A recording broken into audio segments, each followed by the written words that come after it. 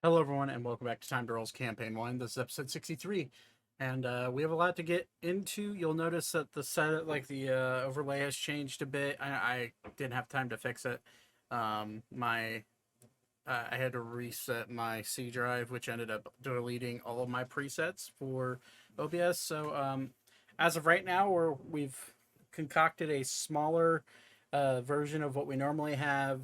There's some things that are missing, but I'm going to be completely redoing it before next week, hopefully. So hopefully I have time.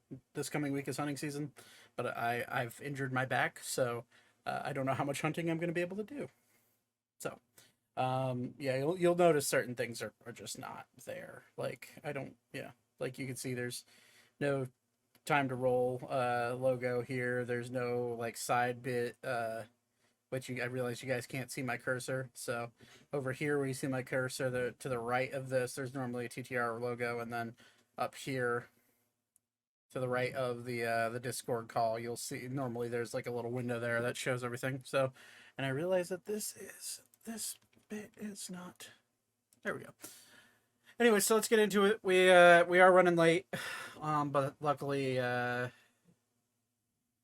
luckily it's. Hopefully this session isn't going to be too action-packed, but we'll see.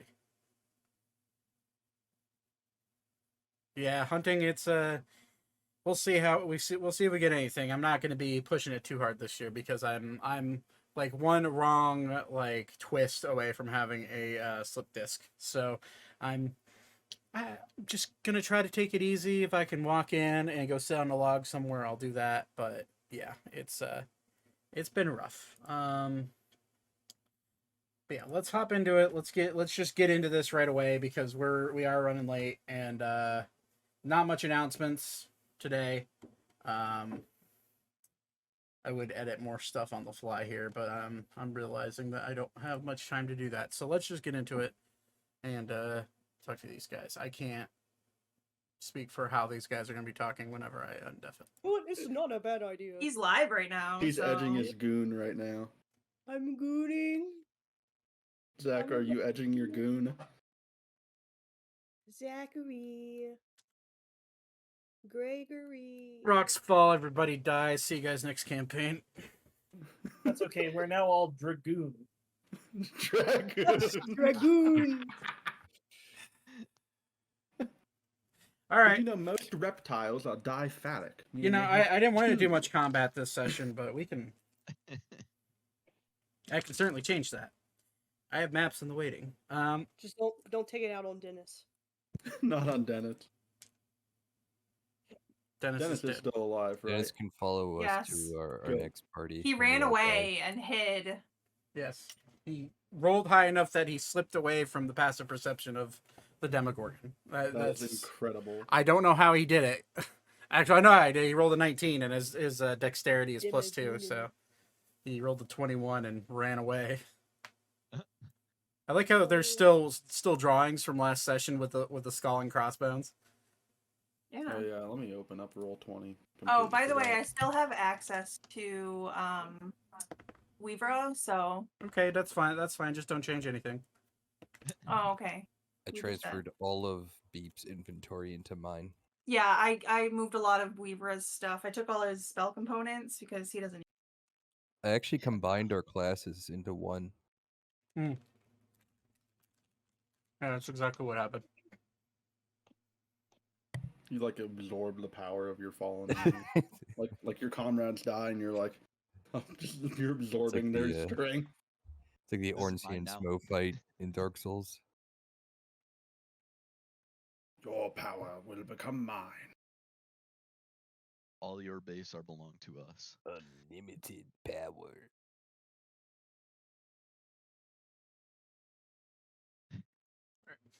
All right, so let's do a bit of recap because two of you are missing last session, and we'll go from there. So I realized I don't have my music up. That's important. I'll go there. Okay. Last we left off, all of you traveled into the Dwarven Kingdom of Arendor after escaping through the iron checkpoint, battling some undead dwarves, and finally making your way to the Jesus. All right, sorry. Finally making your way to the now found out long abandoned city, great dwarven city of Nentorum. There you found a ghost town. No one alive, no one dead. Houses were seemingly empty, like they were just abandoned. You found small evidences of like skirmishes, but no bodies. You eventually wandered your way through the city until you got to like a central point where you saw almost like a squared off cathedral like area, and with pillars guiding itself along the outside, and with a made out of stone, some sort of marble top. And you eventually wandered your way in there, where you found a broken statue of a some sort of dwarvish warrior having wings, but the statue had long since been shattered. And that's where you all eventually found yourself being stalked and hunted by a Demogorgon. After a long fight and a person being feeble-minded, being Beep, and eventually being able to break him out of that curse and almost taking some losses yourself, you were able to defeat the creature, at least to some point, leaving yourself with battle wounds and some curiosity as to why the creature was still able to speak into your head, even though it had apparently died. Where we left off was you guys basically pitching tents here, and going down for a long rest. I think what we're going to do is we'll start at that long rest. So if you guys want to do anything before you go to bed, you can do that. If not, we're going to have some watches, and then we'll go from there. So you guys want to do anything before you take a rest? Reminder to keep in mind, this is coming off of a battle where like half of you just got KO'd. So I imagine this will be a long rest. This is a long rest. You guys are Yeah. You guys had decided to sit down for a long rest because you guys kind of got your asses kicked. I'm doing Leomund. You're Leomund Tiny Hut. Okay, so you start the incantation. Takes you a minute. Alan he has a spell. I'll put it like toward the middle, like Yeah. around where Dennis is. Why? I gotta keep Dennis protected. Why did this go? Why am I not in dark mode anymore? Okay, let's grab Alan's character sheet. Wow, we're all here. I only have to play the NPCs today. Dun, dun, dun. This is great. Okay. So you're gonna cast Lehman's Tiny Hut, assuming that everyone's get under there. All of you have seen Beep cast this a few times, here and there. Generally when you're in more dangerous situations, but you would know that if you go underneath that hut, that translucent sphere, or half sphere, you'd be protected for the night. Don't think it's quite big enough to fit a donkey in, though. I mean, it says 9 creatures of medium size or smaller. Donkeys aren't that big. Sorry, Ori. 9 creatures of medium. We'll just count. Ori technically counts as 2 medium creatures because he's large. That's kind of how I see it, or 1.5 medium creatures, more or less. So, you guys have 8 here. Yeah, you'd be able to just barely all squeeze in there. Although Alan will probably stay out with the donkey if that's going to be the case, just given his abilities. Well, can Beep stay in, like, outside the hut to keep Dennis safe? Nope. Dang. Nope. Someone take the bullet. We gotta protect Dennis. You've got to be inside the hut as the caster while it's active. You don't think you can exit? I double checked the wording on that spell. Let me grab music just because. All right. Where did you put? Did you? Yeah. Okay. You put that spell. All the creatures and objects are barred from passing through its.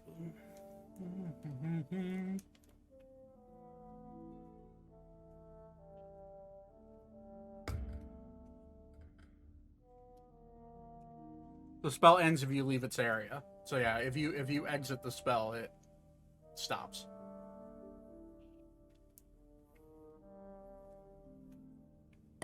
Yeah, I'll just be staying in the hut then. Okay. Does anybody else want to do anything before going on this long rest? Okay. I'm good. Okay. All right, Alan will take first watch. So if you guys want to, anybody wants to join him, feel free. But Alan is going to actually roll a history check to see if he knows anything about this place. I'll take second. Starting off I'll do- strong, natural 1. Oh boy. He does not know anything about this place. Can I help? Sure. Do you want to roll one, or you want him to roll again? His history's probably better than mine. I think his is a plus 4. Yeah. Okay. 3 plus 4, 7. No, he knows nothing. Dude, it's rough. It's crazy. The second I DM, it's just like I can't roll for shit. Yeah, that's what happens to me. I'll take third watch. Okay. All right. So Ori's gonna take second watch. Alan's gonna take first, and Thaddeus is gonna take third. Weaver, are you gonna try to take third, or are you? Yeah. Okay. So Weaver will join Thaddeus. All right. So Alan's gonna look around and just marvel at the dwarvish architecture. You all notice the dim globules of light that are floating around the area that Alan is producing from his staff. Side note with Lehman's tiny hut, you can control the you control like whether or not there's light or not inside of it. But the light doesn't shine out of it. It's completely the light blocks out because of the magic. So if you want light, if you want there to be like little night lights, you can for Beep. Okay, perception check. Luckily, this is his good stat. Because I just rolled a 7. That's a 1, 3, and a 7, guys. This is going fantastic for me. That's how you know it's gonna be a good day. It's okay though. If you roll a 9, you'll have a 20. It's okay though, because his perception's plus 14. So 21. Can I have someone roll a d10 for me? I got you. There you go. 6. 6. Okay. The sound passes through the hut. As all of you go down to sleep for the night, and you're all bunched up. Dennis is out there with Alan. Alan's handing him a carrot every once in a while just to keep him happy, and then eventually he does kind of like wander towards the hut and lays down on the side of the hut. And let's see here. Okay, all of you hear the occasional water driplets coming from the ceiling. You specifically for Vivra. This is not a place you want to be. Being underground is not one of your favorite places in the world, and the moisture in the air really sets in now that you're resting and relaxing down in this subterranean lower part of the caves. It's uncomfortable. However, being in the hut does mitigate some of that. And it's just, you being the perceptive person you are, even as you're sleeping, you do hear just the faintest little drips that just kind of piss you off a little bit. Can't help but feel that way. Zane, specifically for you as you fall asleep, you smell, and you know a very specific smell that's wafting through the air, and with your passive perception, it's easy enough to smell. You smell gunpowder. And it's faint, but it's it's like it like wafts in and out with every like casual breeze coming through. And all of you, as you go to sleep, you do hear rockfall. Some large, some small, some pebbles hitting the ground.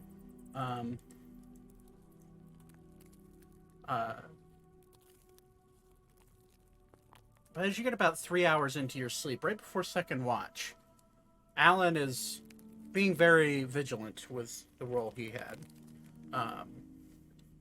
You do all hear, because they rolled like shit for their stealth. You do hear pitter-patter crawling on the ceiling. Alan will look up, and above Alan, he'll see what seems to be small humanoids. Probably no bigger than Alara.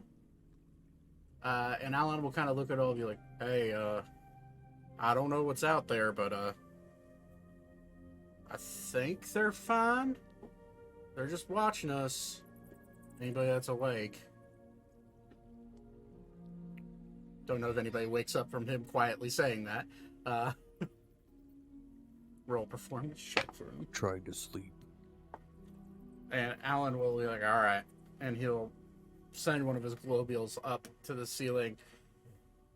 And in front of him is a pack crawling on the ceiling of about 15 cave-dwelling goblins. And they're all kind of looking at him with an intense stare. And as Alan kind of flares his staff and the lights get brighter, they immediately cover their eyes and they skitter across the ceiling away. I'd say, for the sake of being able to hear or I guess seeing them, because the hut can be translucent. You can see out of it, you can't see inside of it. Would anybody wake up from him saying this, or would it? I mean, I'd assume Vivra being hypervigilant would, but I probably would, yeah. okay, make a perception check then, just for the sake of it. All right, there's my nat one to kick things off.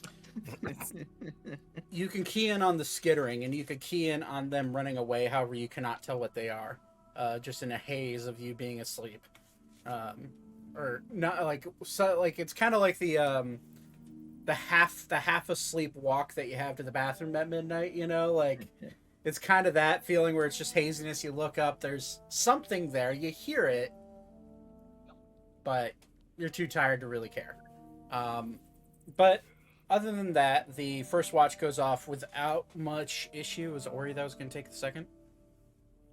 Yeah. So Alan will walk over and he will do something for good old Dennis here. He's going to cast... Can he do this? I think he can do this. No, he can't. He's a druid. What am I talking about? But what he will do is that he will cast... I think it was a spell.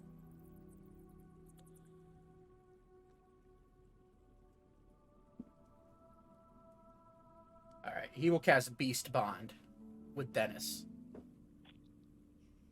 Just so if Dennis hears any, he can sense he'll be able to sense the emotions of Dennis and see through his eyes if he needs to.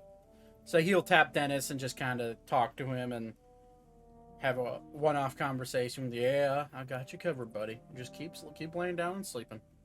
And he'll walk into the hut and kind of tap you on the shoulder, Ori. Ooh. Hey, it's your turn. Roll out of the hut. I don't think they're much trouble, Ori, but there were some goblins crawling on the ceiling. They disappeared about an hour ago, but keep an eye out for them. Roger that. Good night. And he will curl up into the hut and pass out. Is there anything you want to do during your watch, Ori, other than just kind of like look around? I'm good. Okay, so make a perception check for me. And it is dark, but Alan and the globules do disappear as Alan goes to sleep. So it is dark. So make it with this. Wait, do you have a dark vision? Yeah, I got dark vision. Okay, so for your immediate area, it'd be a normal perception check. But for if you're trying to peer out any farther than whatever your dark vision is, then you'll have to make it with a disadvantage. So do you want to try to look out farther, or are you just trying to make sure nothing enters your area? I'll just look in the area. Okay, make a perception check. 15. 15.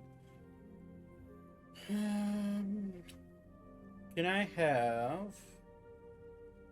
Go Thaddeus. Can you roll a d10 for me? Uh-huh. Thank you.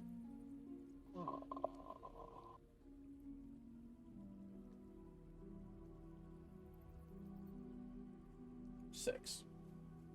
Interestingly enough, Ori, you're kind of like sitting back against the pillar, maybe close to Dennis, and you hear pitter patter on the ceiling. And you look up. It's kind of too hard to see from where you're at, given your dark vision. However, you do see silhouettes of small, tiny little creatures, almost attached to the ceiling. Their hands aren't touching their ceiling, but you can see their hands moving. You look up. If you want to try to peer as closer as to what these are, you can make a perception check with disadvantage. I got a torch. Can I use that?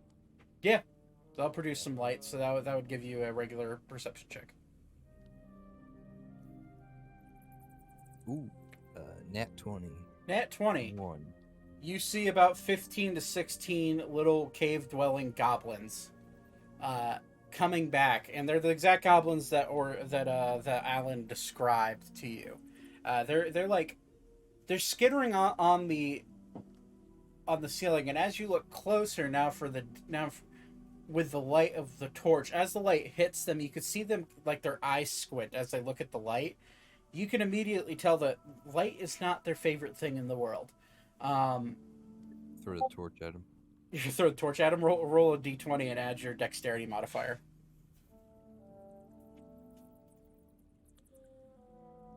Dirty 20. Okay. You throw it up there, and as it hits, you're strong enough that you could throw a torch all the way up to the ceiling, which is about 200 feet, 300 feet above you. But as you throw it up there, it clangs off the top and falls down. And as it hits, they all just like look at you, and broken goblin and common, they say,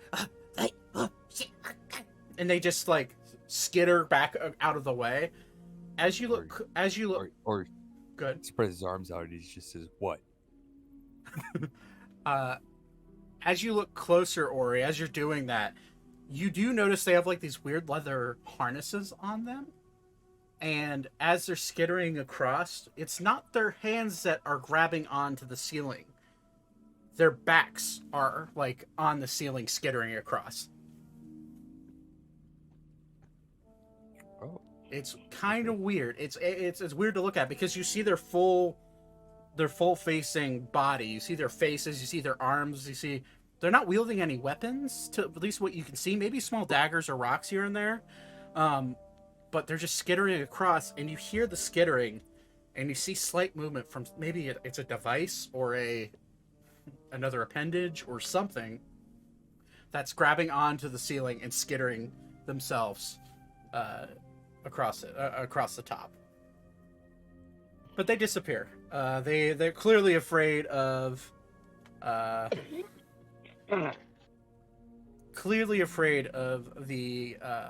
torch that you threw up there, and the torch does clang down to the bottom. Weaver, this wakes you up pretty instantly, hearing a loud bang of wood hit the ground, probably a few feet away from the hut. But you do look out and see Ori just kind of like walking over to grab the torch, and you're like, okay, whatever. can I light one of these? Yeah. There's still coal and pieces of dried wood in there. All right, I'm gonna light this one and this one. Okay.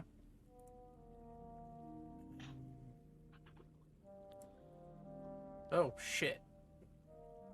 Can you guys see anything at all? Not anymore. Mm-mm. I turned on dynamic. Traffic performance notification. I turned on dynamic lighting by accident. Hold on. So dark. Uno momento, por favor. I'm gonna turn my lights out so I'm immersed. This is what I would actually see. Lighting. Turn that off. Save. All right, there you go.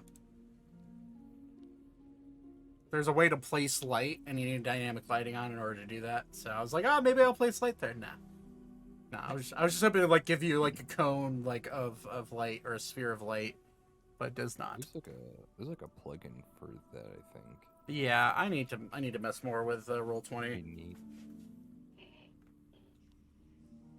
Okay, so rest of your watch goes off without much issue. As you light those up, you immediately get a broader picture of the city in front of you, with this seemingly no light inside the darkness. Oh wow, you good, Brett? that got darker real quick. That distracted the shit out of me. Sorry. I'm trying to. Oh, that wasn't the right button. Oh god. I'm trying to like get the stream light or the light so it's like visible but dark behind me. I don't know. Right, giving some ambiance, yeah. Oh, Ori, as you look out into the city, it's massive. Like, yeah, you got the sense that this is a pretty big city walking through, but as the light kind of like shines out into the darkness, it's like reflecting off the buildings, and it's kind of strange to see because as it reflects off, you see sparklings of like colored crystals that are now being illuminated because just the few bits of like light coming off of this fire. And you start to see like in the houses closest to you, in the buildings closest to you, the very walls that of the stone walls that these are made out of start to glow in like these rainbow colored lights. And it almost comes in waves as the fire flickers. It follows the light waves of the fire flickering, and you get the sense the stone that was made from that some of these houses are made of reflect light somehow, and it's kind of strange to look at. It's bizarre, and you see that on both ends. And also, what you see is with every flash of light, you see groups of these tiny little humanoids running away from you guys. Like, probably 40, maybe 50, maybe even 100. And they're they're dashing. The closest one. The closest. Or are they just like, off in a distance? They're just far enough away where the light doesn't bother them, so they're about 120 feet away from you. And they're just kind of all they're all looking at you. It's almost like they're not trying to be, I guess, hostile towards you. It's more of a curiosity than anything. And they're just kind of like looking, peeking around corners, and Or he's going to where am I at? Am I past this statue here? Like right up here? you can be, yeah. In the city's like No, so there's city. So the city is on each side with a. okay, Think about the Abe Lincoln Memorial in DC. It's kind of similar infrastructure where all the sides are open. It's just these pillars create a majority of the sides. So there's brazzers that you or braziers or whatever you call them. Definitely brazzers. Yes, definitely brazzers. Someone play the Pornhub. I was about to. Pornhub I was reaching song. for it, but somebody's yeah. But yeah, you look out and it's just wall to wall buildings everywhere you look, and it's reflecting light, and you do see them off in the distance. And as they see your silhouette, assuming they can see your silhouette, they see your silhouette. That's the highest roll I've rolled all night, which is a 14. let's go. They immediately see you, and they just fucking bail. I'm gonna put my torch like right here. Okay. I'm gonna get out a ration and throw it out. So Okay. if one gets it, and I'm gonna try to lead it with another ration. Make a persuasion check. There's your torch.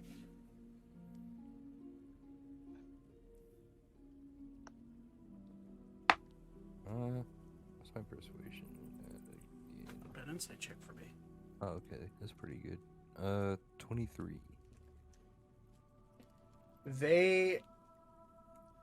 One of them kind of gets a little closer. It sees the ration, and you can tell its nose is getting the better of it. And as it gets about 60 feet away from you, you see a much older looking goblin run within your dark vision range and the light of this brazier, and it like grabs the goblin and like drags it away. As the goblin, you could hear it say, "But I want it." Hey, I'm not gonna. Was that in common? Broken common, yeah.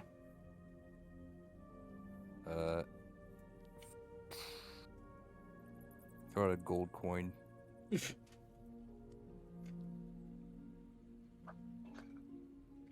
Make a persuasion check with advantage. I knew it. Oh shit.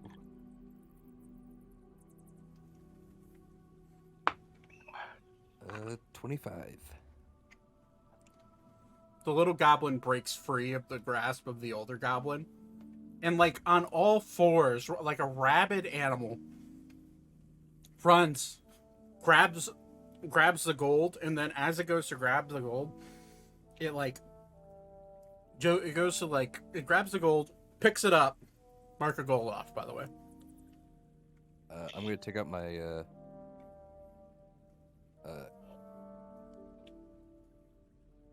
gold, where my gold's at. I guess the gold sack. Mm-hmm. And I'm gonna jingle it. Okay. I'm gonna get down on one knee and jingle it. Come here, come on. And it grabs the gold, looks at it, and its sole focus is on this gold, and it's looking at it like fucking Gollum from Lord of the Rings with the ring. All right, it's just like, yes, yes. And then it hears the rattling of the gold, and like the most creepiest look from this goblin, it goes from staring at this gold to just its head slowly lifts and eyes lock on you. It puts the gold in its mouth, leaps, bounds towards you, grabs the ration on the way, shoves it in its mouth, and leaps towards your bag of gold. I grab him. Make a dexterity. We'll go. You're trying to grapple him, so make a acrobatics check, and he's gonna make an athletics check. We'll see if you can actually grab this little guy. Wouldn't it be the other way around? It's the other way around. Sorry, yeah, it is. So athletics. Yeah, roll athletics. These guys are pretty quick, so we'll see if your strength can beat its speed. Wow, 30. 30? Yeah. That's a 31 for it. Fuck. Damn. It's acrobatics is crazy high. That's why when I said it, I was just like, its athletics is -1. So this shouldn't go well. But yes.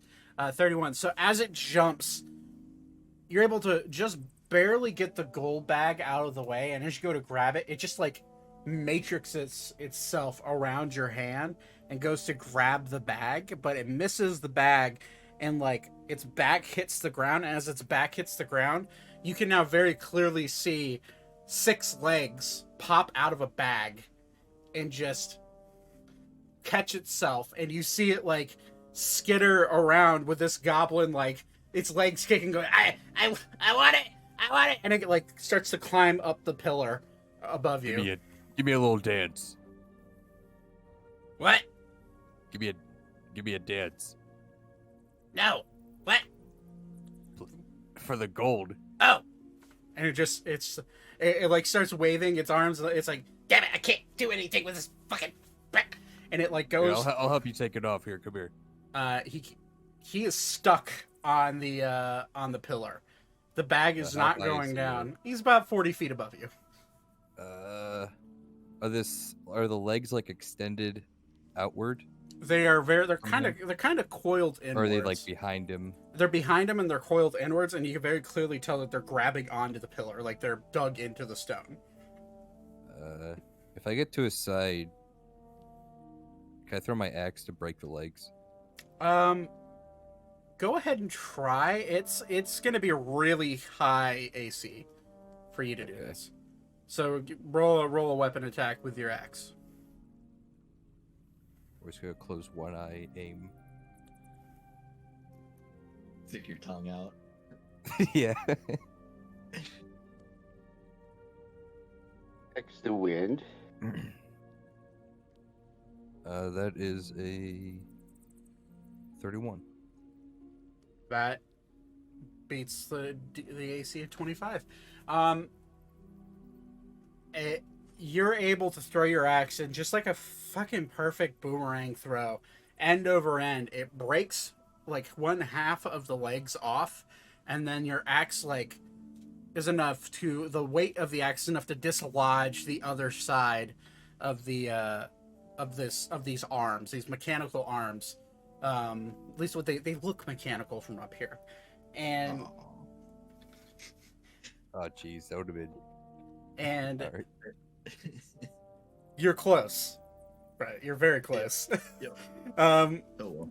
but it basically cuts off the first side and then makes the other side release because it can't hold the weight of this goblin, and the goblin starts to fall 40 feet. I'm gonna catch him. Make an athletic or acrobatics check. He can't dodge mid-air. He's falling fast. That's why I'm saying make an acrobatics Yeah, check. this is a Dragon Ball reference. No. What was it? Sorry, athletics or acrobatics? Acrobatics. Okay, thanks. 21. 21. You're able to catch him. However, when he hits your arms, the sheer weight of this goblin is disturbing. Having Olara on your head normally doesn't bother you at all. This is like catching 8 times the weight of Olara. He hits your arms, and you do take 3 points of bludgeoning damage as you catch him. He's like, ugh. Thanks, big guy. And like, kind of common. It more comes off as thanks, big eye. Yeah. No problem. What are you doing here? You live here? He just nods his head yes. What's on your back? He like takes off the bag. As he takes off the bag, you feel the weight shift. You get the sense that whatever's making this fucking goblin this heavy is in the bag. He takes it off. He's like, here. I'll look at it. Open it up, maybe? Or is it more just like a... What? Yeah, what's it look like? It is a... So as you grab it, it is a leather, almost like an explorer's backpack. But it has like 6 holes, so 3 on each side for the legs to come out, and then there's a flap where if you open the flap, you see like this mechanical steampunk-like engine on the inside that makes the legs move, and you can see individual pistons that make the legs move for each slot of where the legs are, and you can see that it's quickly trying to function without the broken legs, and it's not, and you can feel the bag getting hotter and hotter. Uh-oh. He just looks at it and goes, not good. Should I throw it? Yeah. I'll throw it. Make it. I don't fucking know. somewhere where I don't see goblins. For the sake of seeing how far you throw, make an athletics check.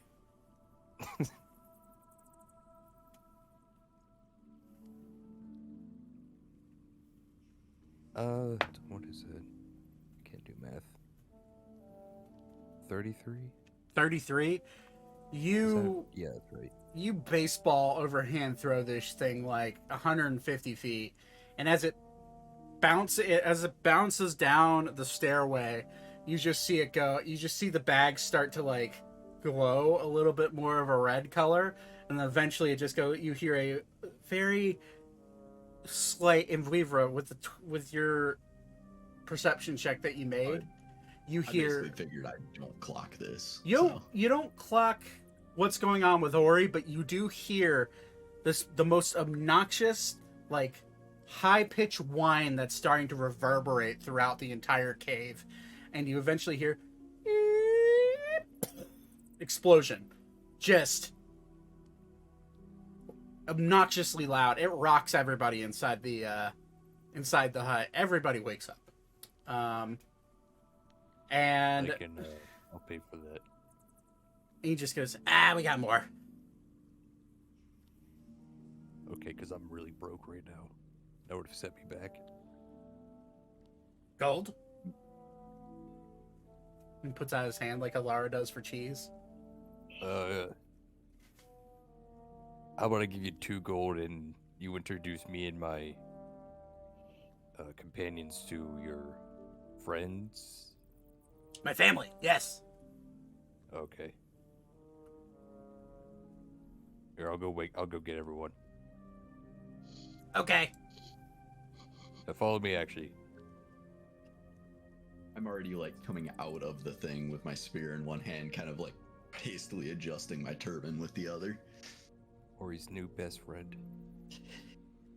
Hey! We make a perception. What's your passive perception, actually? My passive perception? Yeah. Oh, 11? Yeah, 11. Okay.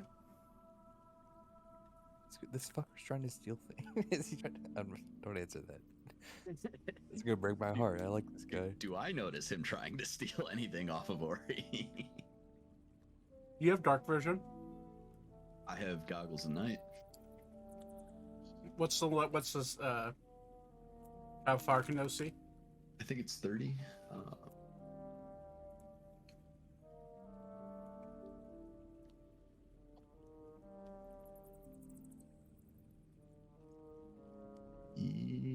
Oh, 60. Nope. Just out of range. Yeah, okay.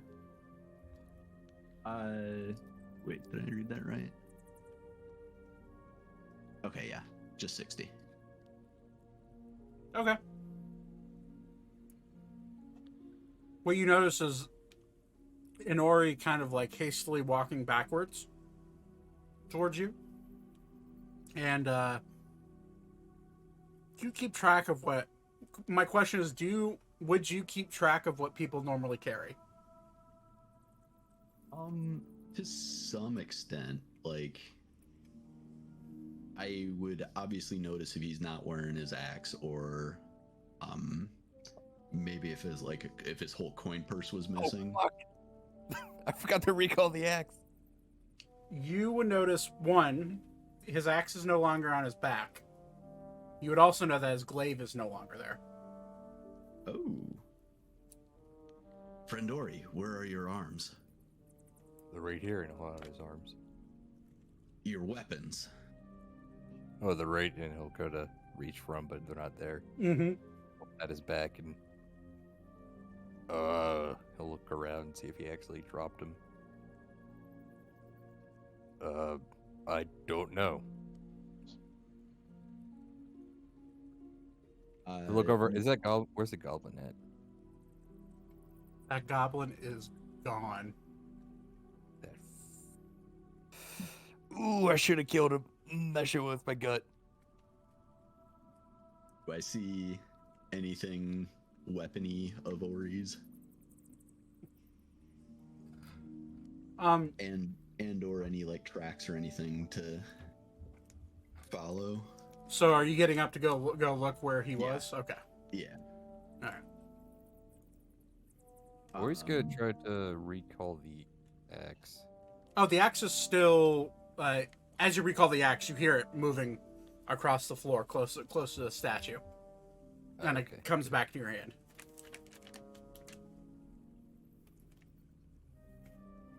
You look. Make an investigation check. Not on that page, so I don't know how I do. Yeah. Me too, or If you want. okay. 1, 3, and 5 on my rolls tonight. 13. Steadily getting better. 13. Not great, but You don't see your glaive, and you look down at the ground, and you notice that stone doesn't necessarily give very good footprints. So you look around, and you don't see any goblins anywhere. motherfucker. I'll be back. Are you just marching off into the night? Or gets out his he'll get out his greatsword. Hold on, it's in place. Dub it to us the old-fashioned way. Okay. You wanna come? Oh no, I'm gonna go ahead and duck back in long enough to wake whoever seems most awake next. We're just gonna yell. Hey, Everyone's awake Going because up. everyone's awake because of the explosion. Okay. you guys want to go kill stuff? We're halfway through. So the only person who wouldn't be fully rested at this point would be Alan. Because he stayed up longer. Because two rests essentially equals a long rest. So two turns or 2 watches equals a long rest. So Ori, you would not be fully rested either. Oh, okay. Alan and Ori would not be fully rested. Everyone else would be though at this point. Okay, so this is the tail end. This is when I would be getting up for watch anyway. Yeah, correct. Oh, okay. Then yeah. Short rest though. You would have had a short rest, so if you want to use a short, if you want to roll hit die and do whatever you can to get, you would get. Would you get, like second wind of the stuff back after a short rest?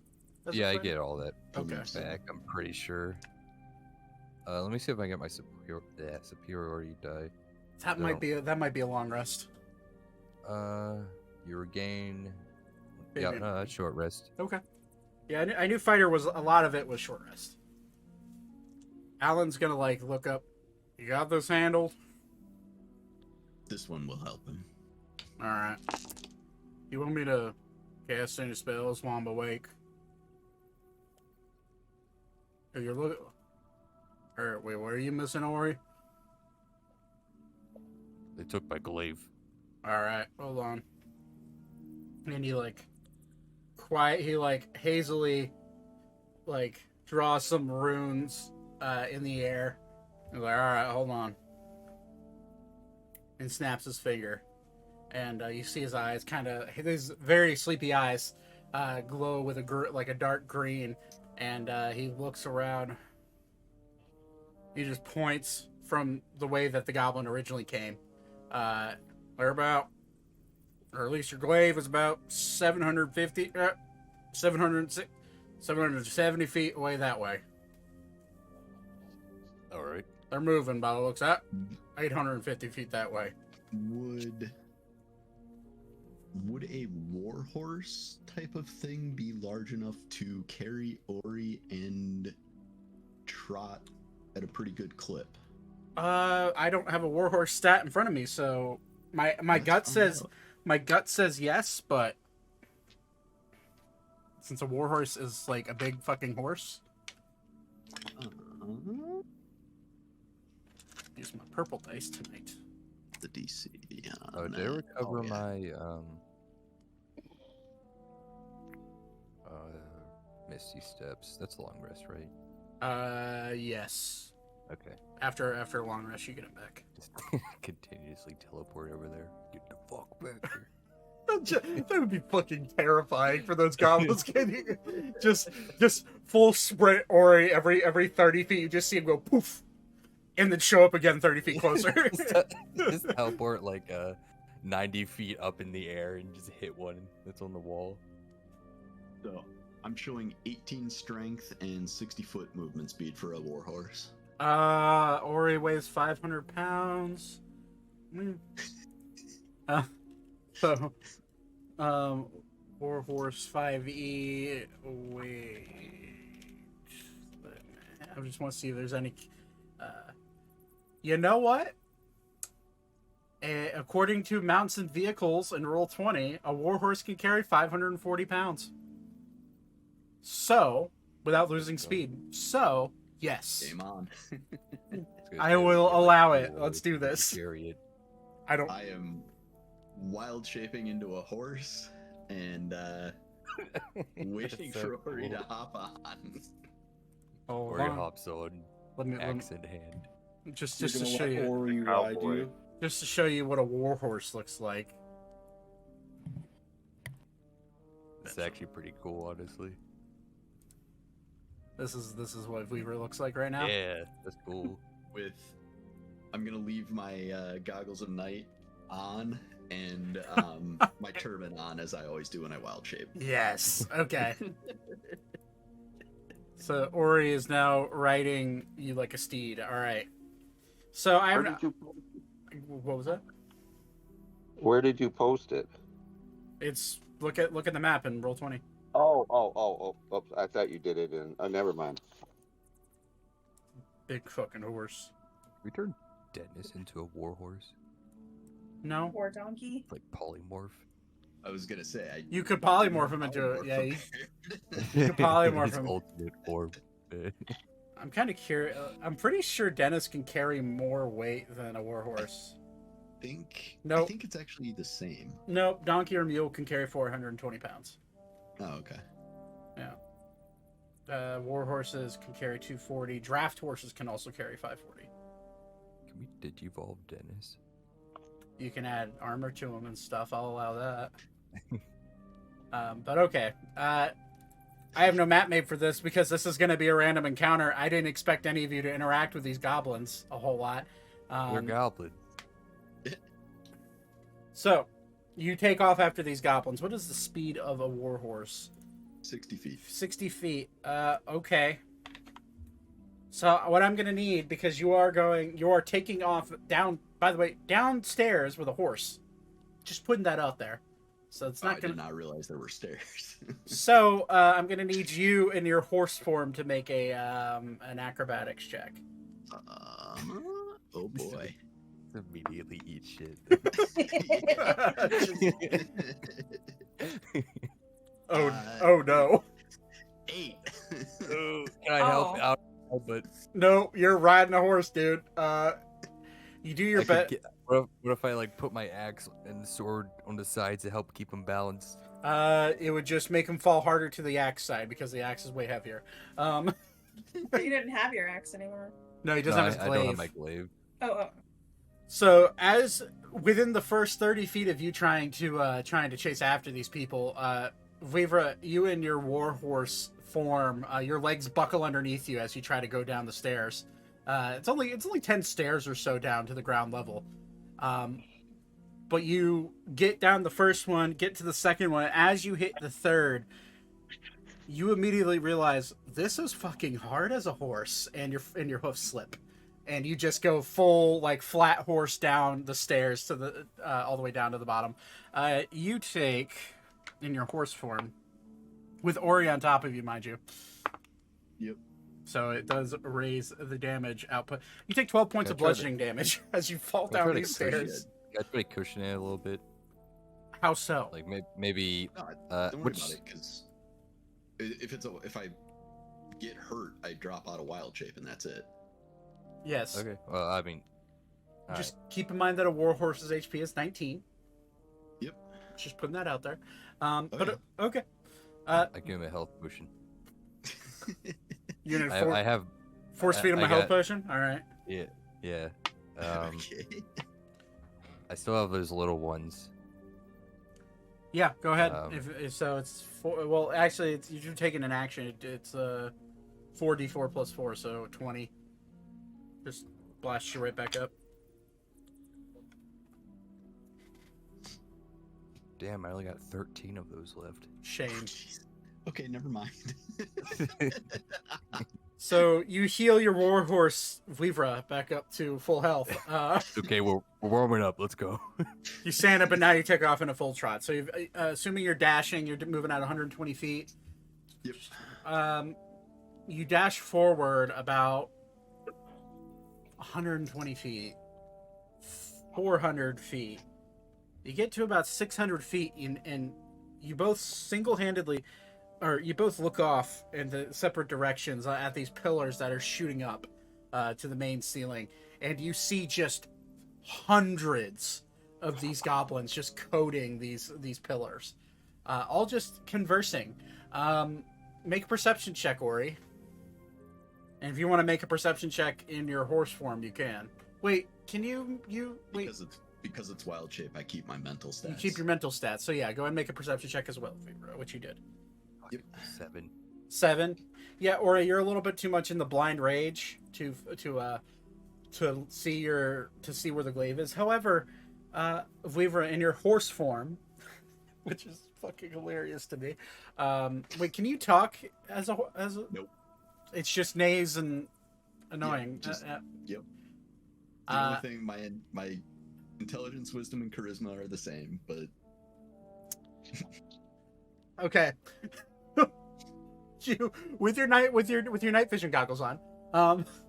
yes. You look up and you see a pole arm looking weapon hanging off the bag of a much larger goblin than you've seen in a while, and it's just he's kind of like, it's hanging off the bag, and he's just kind of like looking at the blade of it and just like looking at it in awe. You see this, however, Ori, you don't even see the goblins above you.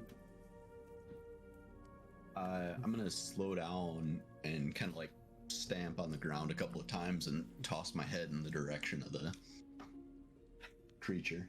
Trying to think of what would be the roll to see if Ori notices this. I'm gonna say make a insight check. Make an insight check, Ori, and make a persuasion check. Weaver. All right, Yeah, here 20. we go. Nat 20. Yeah, okay. So you look right through. You immediately notice that Weaver stopped, and like the first reaction is like, why'd we stop? And then you realize him putting his head up and like stomping his feet, and immediately allows you to look up and focus, and you do see a giant goblin with what looks to be a pole arm looking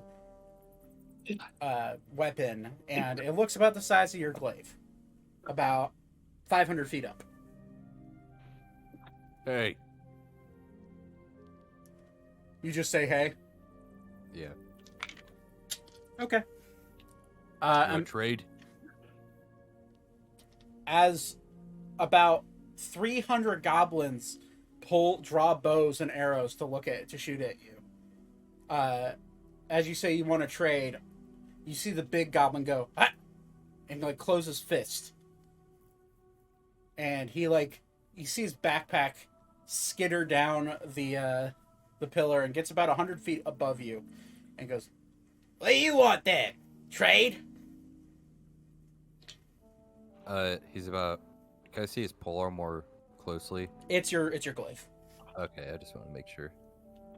Hey, that belongs to me. I'll give you gold for it, though. Make persuasion check.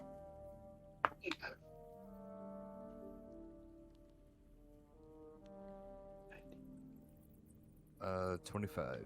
25. I don't know. I really like this one. Huh. I'll give What you other things do you like? gold. Gems. Shiny Meat. things? Ooh, yes. Hold on. Very much shiny. And as you're getting closer look at this goblin, he's fucking massive. Like, fat. round. He is I thought his belly pops out so far that like he has to like look over his belly to look down at you. Just how bulbous this dude is, and as you get a closer look at him, his face is nice and round, and he has like this like 3 little hairs coming off of his chin that kind of resemble something of facial hair that a goblin has tried to grow. Very much not working for him, but he's very proud. You look closer and you can see like attempted to put like braids inside the 3 little hairs, but they just don't work.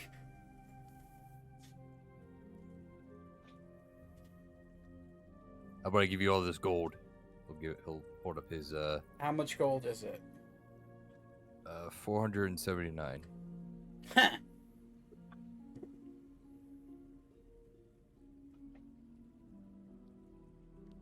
All right, you got yourself a deal. And he'll like skitter down the pillar, and kind of like go to grab the glaive. And as he holds it out to you, he's like, "Same time." Okay. And he holds the glaive in his right hand, and this goblin can hold the fucking glaive that you have a hard time swinging, by the way, or had a hard time swinging. He's holding it with one arm.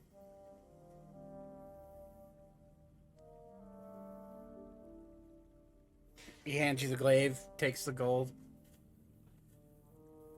I think we have a deal. All right.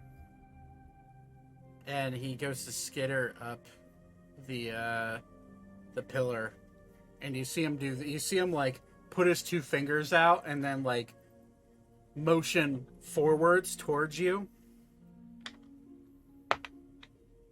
What's the AC of the warhorse? Oh, no. 11. That's okay. That's a 14 to hit the warhorse. Okay. It's another 14 to hit the warhorse. All right. That's I'm obviously gonna turn and run if I can. that's a but 12. chances are- 12 to hit Ori, which misses. Say 24 to hit Ori. That hits. Okay. Let me roll damage real quick. The warhorse or Buivra, you take by the 2 arrows that hit you, you take 18 points of piercing damage. Horse. Ori, you take 11 points of piercing damage. And as you go to turn, you're turning to run away, Buivra? Yes. Yep.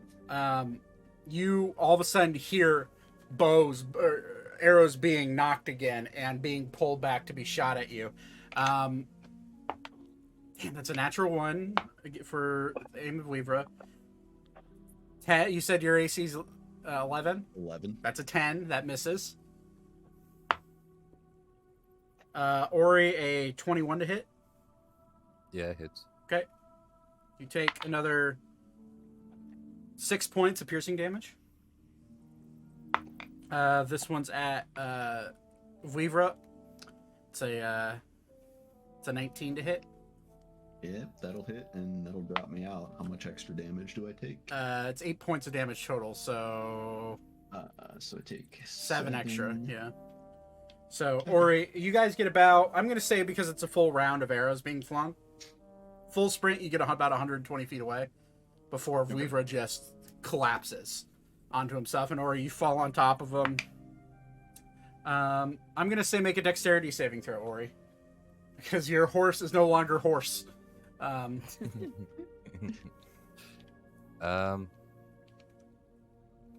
Dexterity save. 17. 17. What's your AC? Weavra? Normal AC? Normal AC is 18. 18. So you're able to. So I was basing off whether or not he'd land on you on your AC, and what he rolled as his dex save. So Ori rolls just high enough, or just low enough, I'd say, that he's able to, like, catch himself and roll to the side, knowing that he'd crush you if he hit you. And you're able to like jump out of the way just in time, but you do fall out of you being a full sprint horse, and you do take another 1 point of bludgeoning damage. Ori, you take 2 points of bludgeoning damage as you both land on the ground. Arrows are still being flung at you. I'm going to immediately cast Daylight on probably the tip of my spear, and then I will extend the extendo spear so it's the extra 10 foot. Okay. Or has the 10-foot range. So they're rolling with disadvantage at this point, right? Yeah. Yeah, the short bow. And I'm kind of using that. Yeah, kind of using that to try and draw the fire to where we are not, right, and 2, blind them. Make an insight check for them as a whole. That's a natural 1. Okay, so they believe that they see the light, and immediately they're like, nah, fuck this, not worth it, and they skitter. You hear skittering all up on the ceilings of this cave, and they are going away from you. However, there are more arrows being in the air by the time you extend your spear, which they're rolling with disadvantage because they're just out of distance for their normal short bows. You said 18 was your AC? Correct. That is an 18 to hit for you, for an arrow. Ori, that's a natural 20 and a natural 2, so that misses you. For another one for Vivra, no, 16 misses you. And last one for Ori, that's a natural 1 and a natural 2. I need to stop rolling these dice. I think I just need to stop rolling them. Okay, so the one that hits you, Vivra, hits you for 9 points of piercing damage. Ooh, that's a heavy duty arrow. D8s. Trying to do math. There we go. I mathed. Good job. Okay. So you're able to, as you realize your light is dissuading them, the one arrow shoots through the light and kind of like hits you in your arm. And you're able to realize that with your passive perception, Vivra, they're running away. Mm-hmm. They got a score of gold and they are taking off. Not worth the chase when they realize light is in front of them. But what do you guys want to do? You're now about, you're about 500, 400 feet away from camp. I'm going back to camp. Yep. Going through town. How long does... Oh, daylight lasts an hour. Yeah. I'm just gonna leave that up. Just a ball of light just in the middle of town. Does that? Oh. Wait, we're going through a town. Yeah, this is a city around you. Like, this is all urban environment. And actually, funny point of order, as you cast daylight, waves of light just pulse through the stone around you in the houses, where it's just like translucent rainbow colors just waving through the stone, and it does brighten up and light the way for you, almost to a point where it's blinding with dark vision. At least for you, with the dark vision goggles, it gets a little rough for them. So, I believe daylight just stays there in like a sun-like ball. No, it is on an object. Is it on an object? Okay.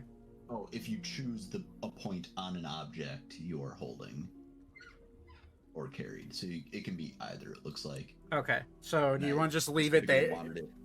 No, I specifically wanted it on the tip of my spear. Okay. So as you walk, it's a really, even though you were just in mortal danger just seconds ago, as you start to walk away, you get the sense that there are other creepy crawlies throughout the city that are going away from your light. And as the light pulses through the town, you immediately understand why your intuition's high enough that you understand that there's a reason that they made these houses the way they are out of this material. Because there's creatures in the dark that cannot stand light.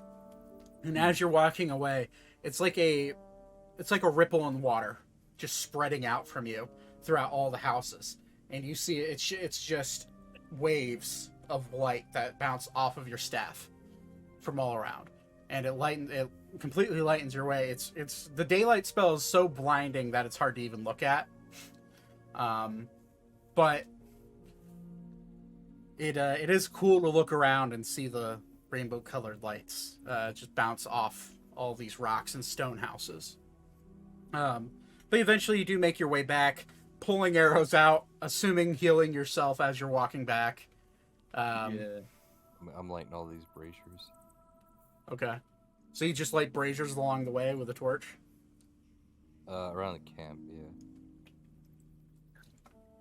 Okay. Easy enough. Yeah. I'll just do the one first level cure wounds on myself just to Freshen yourself up. Gotcha. Yep. Okay. Eventually you do make it back, and at this point it's getting well into third watch. So was it Beep who said he'd take third watch? Or was it Thaddeus? It was Thaddeus. Which I don't know if Yes. Todd is still here right now. I'm here. Can you hear me? Yeah. Yep. So Thaddeus is now awake, kind of like looking around, waiting for you guys to come back. Everyone else kind of dozed back off, assuming you had it covered. Thaddeus, you see a no longer warhorse Vivra and Ori, both with, well, patched up arrow wounds. And they're kind of walking back, and Ori has his glaive again, and you do see it's kind of like a beacon as you look out. You see this bright light, and then just pulses of light energy and light waves bouncing off of these houses. So it's like you immediately know where they are before they even know they're coming. They're on their way back. You could Holy brightness. you could just see him walking backwards towards town. It's just lighting. It's like the daylight spell itself is it's like a beacon lighting up I mean, it's pitch black here. So it's like sunlight all of a sudden beaming out into the space. And I have I'm gonna- I have it still on the tip of my spear. I have my spear over my shoulder, so I'm not looking at it, obviously. Uh-huh. So it's behind me like 10 feet. So Okay. Still fully extended then? yeah. Okay. Oh, yeah. Okay. All right. And I'm going to take this opportunity as I see things light up just to look around to get a sense of the environment and look for anything that looks suspicious or worth interest. Okay. Make a perception check. Okay.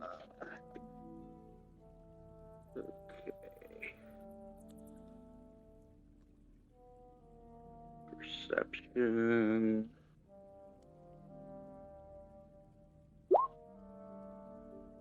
22. Other than the obnoxious bright light that has now made its way back into camp, it seems pretty quiet out there. Even with the high roll that you had, you get the sense, knowing how, I'd say make just a flat history check for me. Me? Yes, you. Either that or would be the same roll. Honestly, was what I was going to ask for nature, which I think is the same roll for you. So you would know with a 10, you would know that generally creatures that don't dwell within the dark do not take very kindly to light. You think back to your fight with the undead dwarves and how they reacted to light, and you get the sense that even though you're looking out, you do see like faint movement in the shadows, but as light crosses over those areas that you thought you saw movement, there's nothing there. You get the sense that maybe there were things close by, but they're no longer there. So what trouble were you two out causing? Goblins. We gonna have some goblin soup? Yeah. Once we kill them all. Oh, This one thinks that is unlikely. looks like somebody's bleeding a little bit. I think we could, swing up. We could have like one goblin soup, at least. I pull some harpy jerky out of my bag. God, and you hand it had to that Harvey. shit. That's so funny.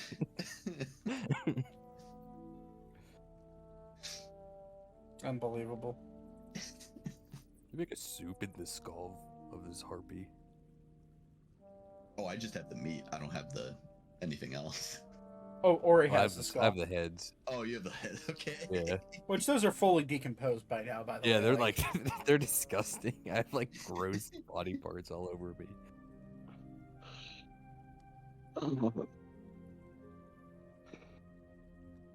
Yeah, so anyway, watch out for goblins.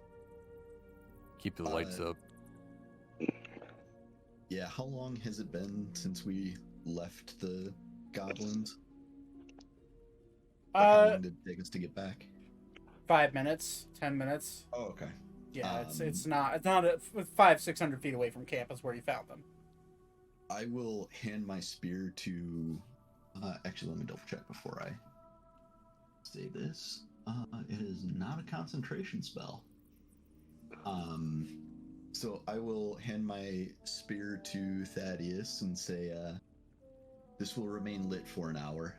Cover the head if you require darkness."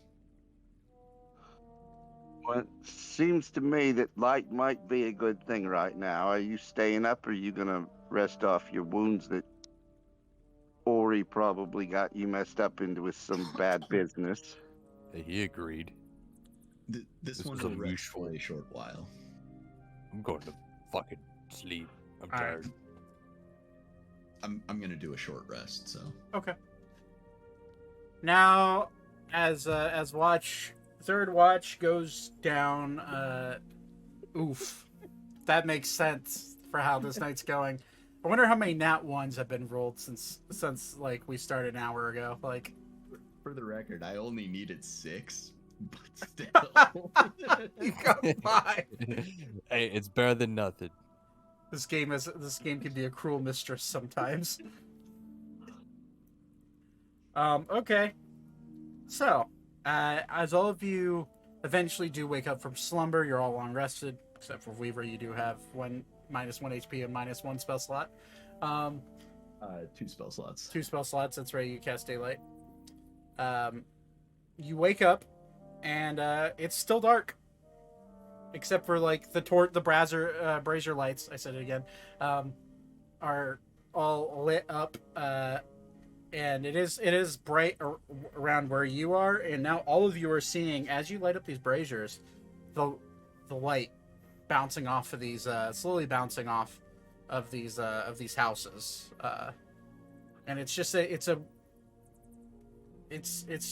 kind of hard to ignore, because it's just constant light moving.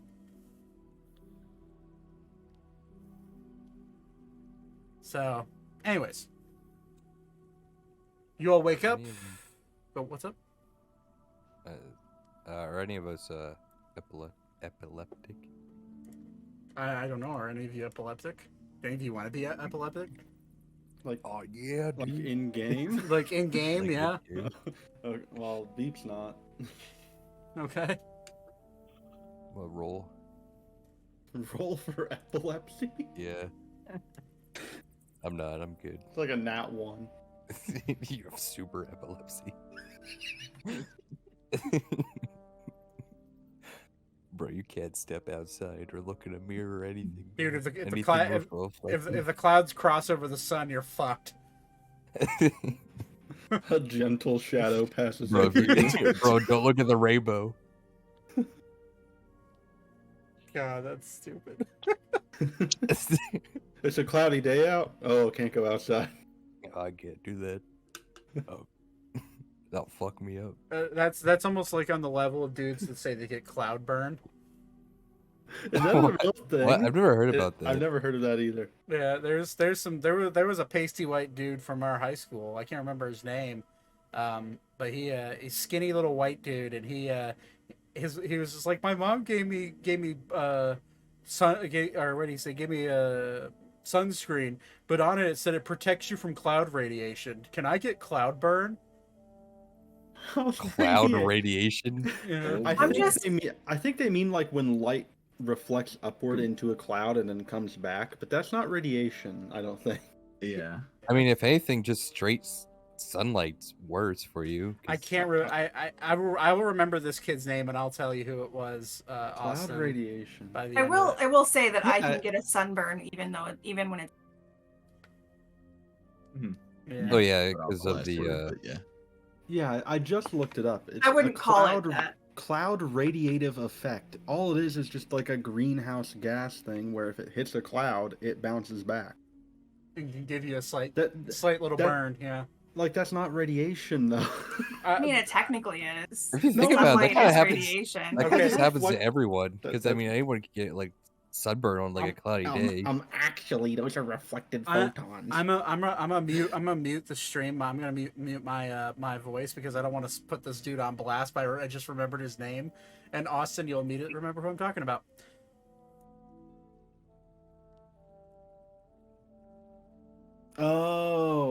Oh yeah, I do know. Not the brightest, very pale. I remember him. Sorry, didn't want to put a person on blast. I like Marshall. I said his first name. Not gonna say his last name. You might want to check the VOD, make sure that didn't get Yeah. recorded. I'll mute it out and post Most of processing. the time. Yeah, it's a $1.21 or $1.20. We'll just look at that. Look at Edward Cullen. Look. It didn't. Okay, good. Corgan said it didn't. But yeah, he said that shit and it just killed me. He said that. I'm actually terminally affected by cloud burn. Anyways, back to D&D because that's what we're supposed to be doing right now. Cloud burn sounds like a dope spell, though. Not gonna lie. Cloud burn.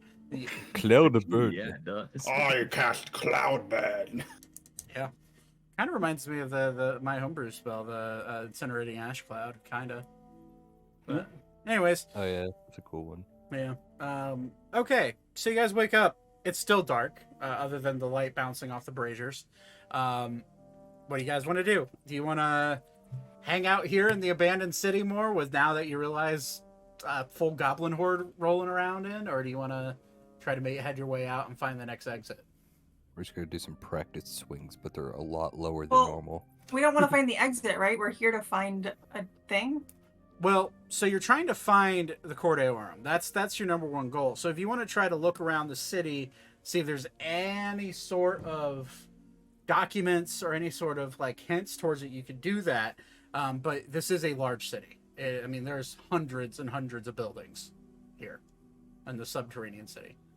Honestly, I feel like we should ask the goblins if they have seen anything like it. Uh, 'Cause This, if this they've one lived thinks that is not a good idea. They're sketchy as fuck. They stole shit from me, right, so if there was and they If shot there at was- us. a cool looking like a gem, right? Like if wouldn't they want that?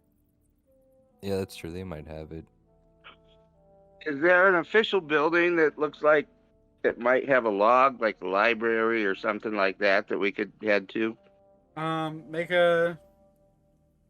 Well, with the light bouncing, I'm trying to think. Let me look at my notes because there's a legit mechanic to these lights. Well, if it's been more than an hour, the daylight goes away. So. Right. I'm talking about the firelight okay. from the braziers. Gotcha. Gotcha. Dim light, it bounces out to 180 feet from the point. So, yeah, you're gonna have to make a perception check with disadvantage if you want to try to spot any particular building. Anything in particular that you're looking for. Now, if you want multiple people looking for it, you can all roll with disadvantage. But that's up to you. I'm going to recuse myself from this role because I don't think this is something that I would know. You said with what- disadvantage. Yeah. And it's a perception roll. Yeah. Okay. I will. Actually, 19. Also wouldn't really know what to Wow, look for that's either. really good. 12 unfortunately is not the one you're looking for. You look and it's just hard to see. It's dark. It's like other than the reflecting light off of the rocks, there's not. Most of the houses, most of the buildings are houses around you. You can tell they're either single family or just single domiciles, just kind of there. But with a 19, 14 is kind of the same thing, unfortunately. Yeah, that's what I thought. With a 19, you look Beep, and your eyes are a lot better than most. Specifically, just all your senses in general, being a tabaxi. You look, and you do see kind of like the shadow of a larger building. Looking what would be if where you entered was the south portion, going to the north on the map past the statue, you do notice a larger, taller building about 600 feet away that is definitely different in shape than any of the large pillars that you see shooting up out of the city. All right. So I'm gonna have Beep kind of take charge then. Okay. He's gonna go in front of the pack and just kind of raise up an arm and go, Beep, as he waves them. Waves to follow. Okay. Okay, so Hey, Zane? Zane, do you have any mechanical things that could help us with light? Just torture. A mechanical chore. Not really anything else that'll be very useful. What if you invented a torch gun? You mean a flamethrower? No, like it's a gun that little like torches. That's pretty much a flamethrower. No, like long distance, like a flare gun almost. You act like artillerists don't make long-range flamethrowers. Hey, a flare gun. I think that's what that's the name. That's the name you're looking for there. But yes. Yeah, that is the name I'm looking for. Not a torch gun, but a flare gun. It took a minute, okay? Got there eventually. Don't worry about it. It's like Explode a 9:30, torch man. into, like, a- You know, I'm torch. 25. I'm an old man at this point. You know, be Wow. a torch Can you gun. not? If you make a Read gun that between the shoots, lines. if you make a gun that shoots torches, is it not a flamethrower? Well, it's not shooting the wood of the torch, is it? It maybe. Just depends. How you tall are design these it. braziers that are along the side? Sorry, what are you asking?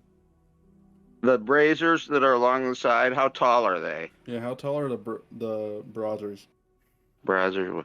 The Brazers. He's being stupid. Hmm? They're about 4 feet tall. They're fairly I'm just large gonna- sized. Yeah. I'm going to suggest we split into two groups and light these things as we move forward. Well, all the ones that are in on the map currently are lit. But Oh, okay. yeah, this is I didn't make a city map for this just because it's the sheer size of it would literally crash roll 20. I tried. Yeah, it's the city by far and away, just to give you, it's bigger than Artemis, Jeez.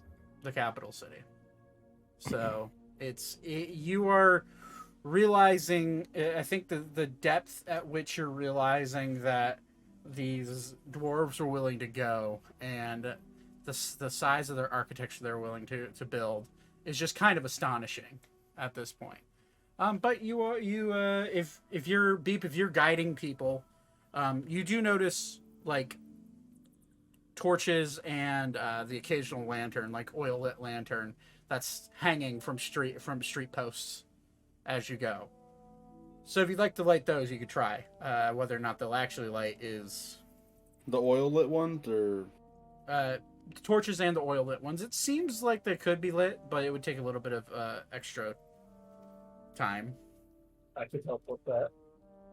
I was gonna say I'll just walk by with produce flame in my hand and just Oh, well, high five all of the things. well I then was gonna that's say, easy. I can also alchemy jug oil. True. So Okay, with a mixture of that and other people helping you light them, easy enough.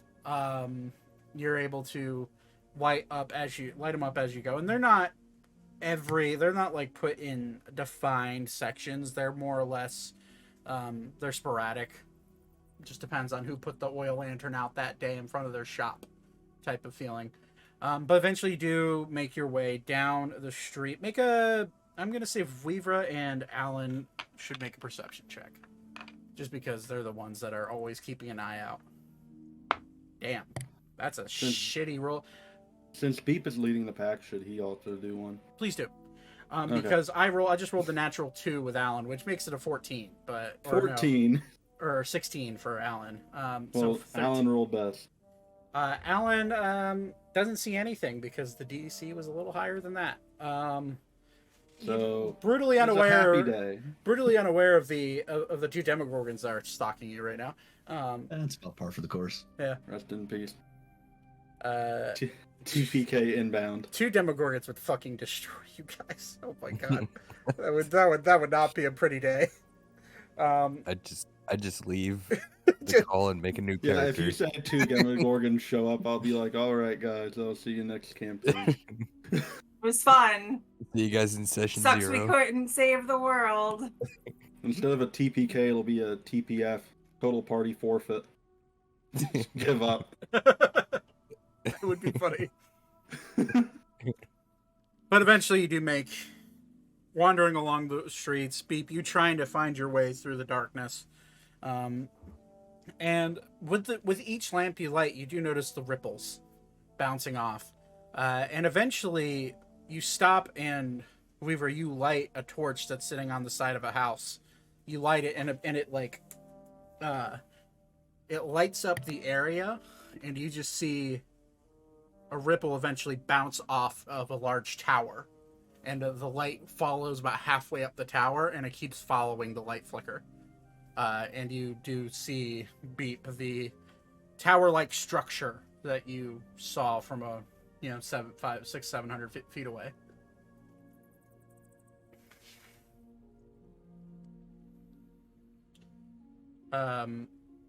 Things to note about the structure as you get closer. It seems like, for those of you that have witnessed a wizard tower, it kind of feels like a wizard tower, in the sense that it's not built out of stone. You see wood, but you also see like how the stone is rippling. You notice that there's like a mixture of wood and stone that built this section. But you walk up and there's no door to this building. It seems as though the door, maybe it once had a door. Currently it does not. Do any of you want to enter this building? Well, if it was a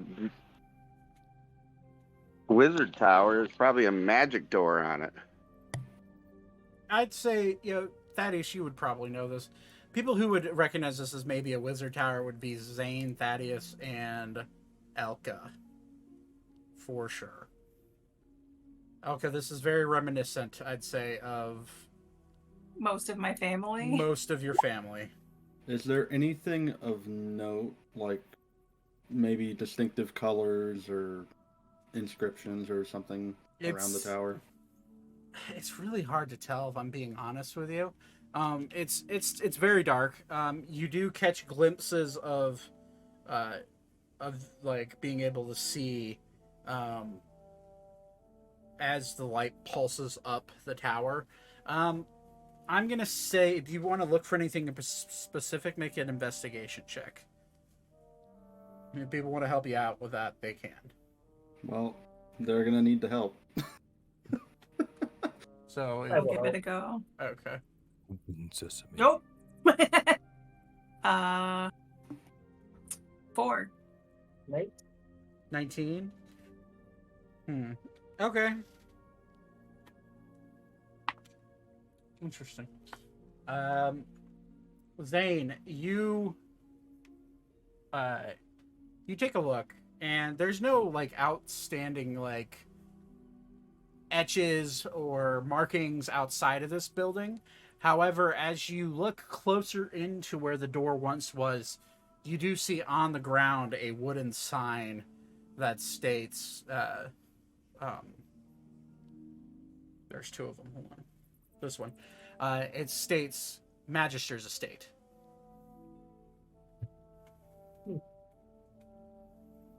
Interesting. It is a tattered sign that is just kind of off to the side as you peek your head in the door. The other thing you notice immediately is that there's a pressure plate right as soon as you step in the front door. Whether or not it's trapped, it's hard to tell.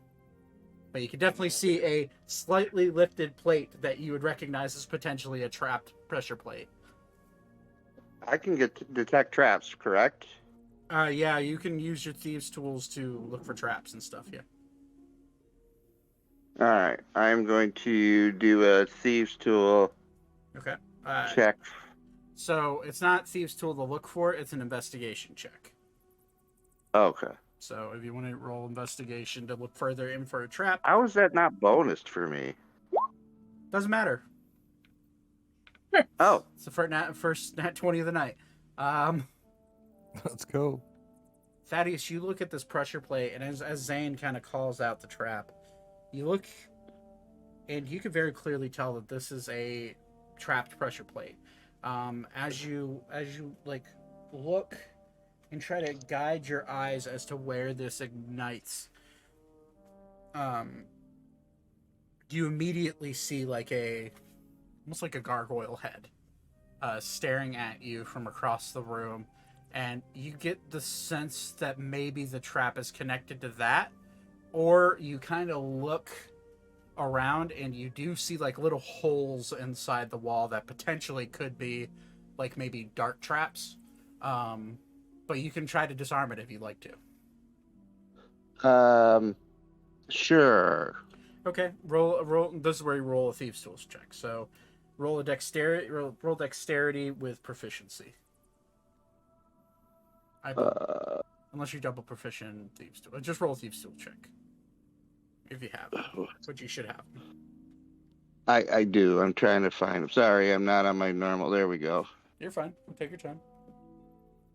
I realize my camera is frozen. Oh shoot. Okay, what's the dexterity you said? We'll just roll a thieves' tool check. You should be able to click on the thieves' tool and roll the check. It has to Yep. for the modifier. It's Dex. Oh, it's Dex. Yeah. Yeah, sorry, Dex. Dirty 20. Dirty 20. Okay. All right. Okay. So you go to reach your thieves' tools down underneath the pressure plate, and it's hard. It's very close. It's a very closed out space for you to like. You just barely get the tips of your thieves' tools under there. It's just not 20 is just not quite doing it to disarm it. I can help. Flash. Go ahead, try and do it. It's Flash of Genius you're doing? Yeah. Plus 5 is speech. Plus 5 as Zane kind of like pat you on the shoulder and said maybe try over there, you know, and just like points. It's kind of how Flash of Genius works. It's kind of like them, like the person like kind of pointing out something you missed. As he points it out, you're like, oh, that makes sense, and you gotta like barely pull the spring back, and as you hold it back, you hear a click. And then the spring stays there, and you've disarmed the trap. 25 is the DC. Oh my god. Cool. Dang. I think I've saved everybody. Okay. Thaddeus Sterling from the House of Sterling at your services. Alan claps. Please stop saying that.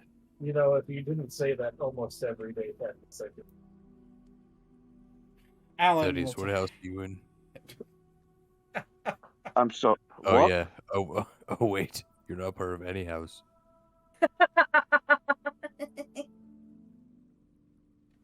Dennis starts yawing as a donkey, laughing at your joke. Dennis gets me, man. I'm gonna pull out my rapier and poke Dennis in the butt. Roll an Do attack. not. He only has 11 health. He only has 11 health. Are you, I'm Dude, gonna hit. Thaddeus is about to fucking die. I'm gonna hit Thaddeus 5 times with action surge. If you dare touch that donkey, we're gonna kill your Like character. an episode of Black Clover where they all have their weapons out. or It's that one guy. or it would drop you, and then Alan would incinerate your body. Even Alan would be like, dude, what the fuck? Elka's just gonna stand back and watch. Are you poking the donkey? No. Okay. Hey, Weavra. Please don't touch it. Weavra, do Yes. you know how to cook donkey ass? It is just meat. Alan like slowly steps in front of Dennis, giving you the bodacious side eye. Giving him or me? Him for sure. Okay. And then I'm just gonna laugh. If Dennis must live for all of us to die, then so be it. You mean the other way around, I hope? No, if Dennis needs to live, we will all die. Oh, okay. Yeah. Yeah, that's the one. Dennis is the Cor Deorum. Oh my god. The Cor Deorum was the friends we made along the way. That's me throwing my notebook on my seat. Good job, guys. It's just an open chest. It's just like, it's the friends you made along the way. It's like, no, we actually need that. No shit. Yeah, there's literally a note inside the empty chest. It just says LOL. How'd you guys know? It's like, it's like that one letter you get from in Plants vs Zombies, from the zombies. Yeah. We stole your treasure. Come find us. Your treasure is somewhere else.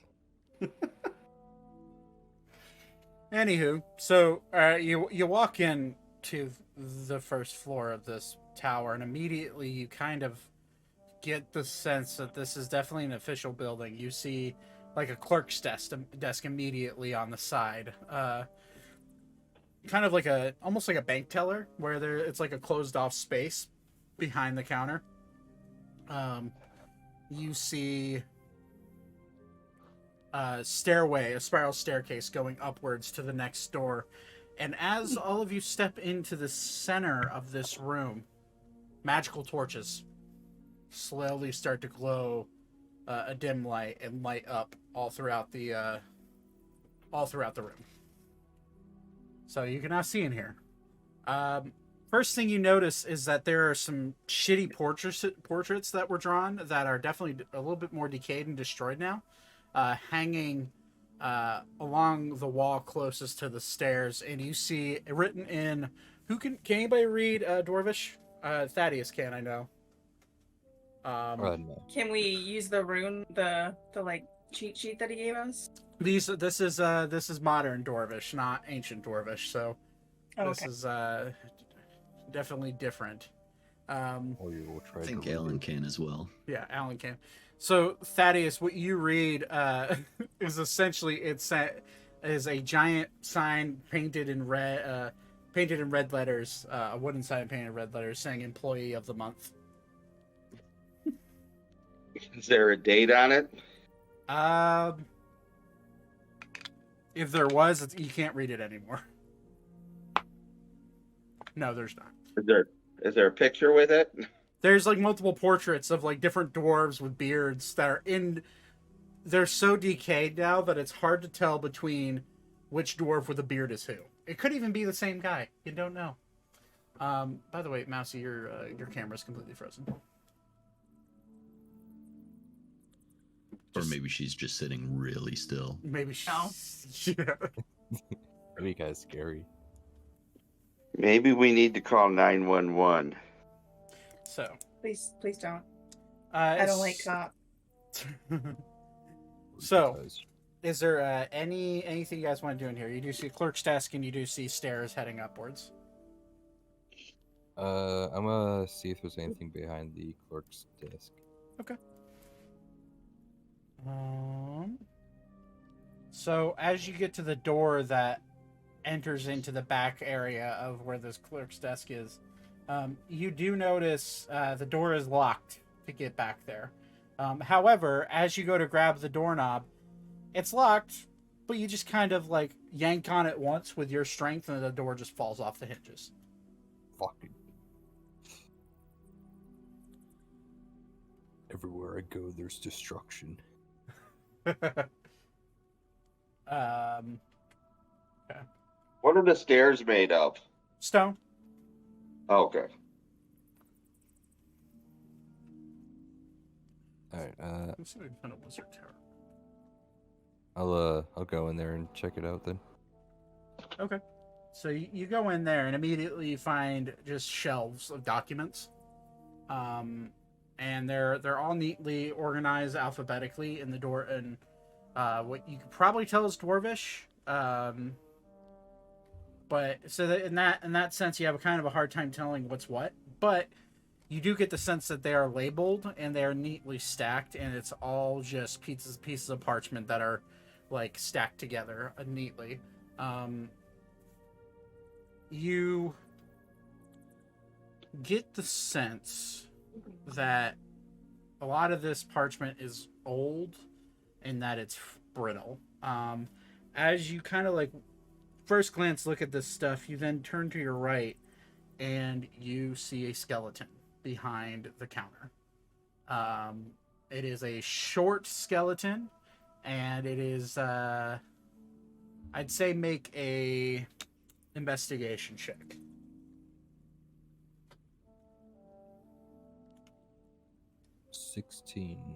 You can tell this is a dwarvish skeleton.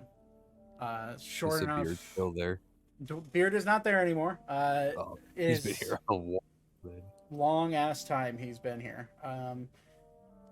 And attached to his body is kind of the clothes that he wore. They're definitely tattered, and they're hard to tell what color they were. They're kind of grayed out now.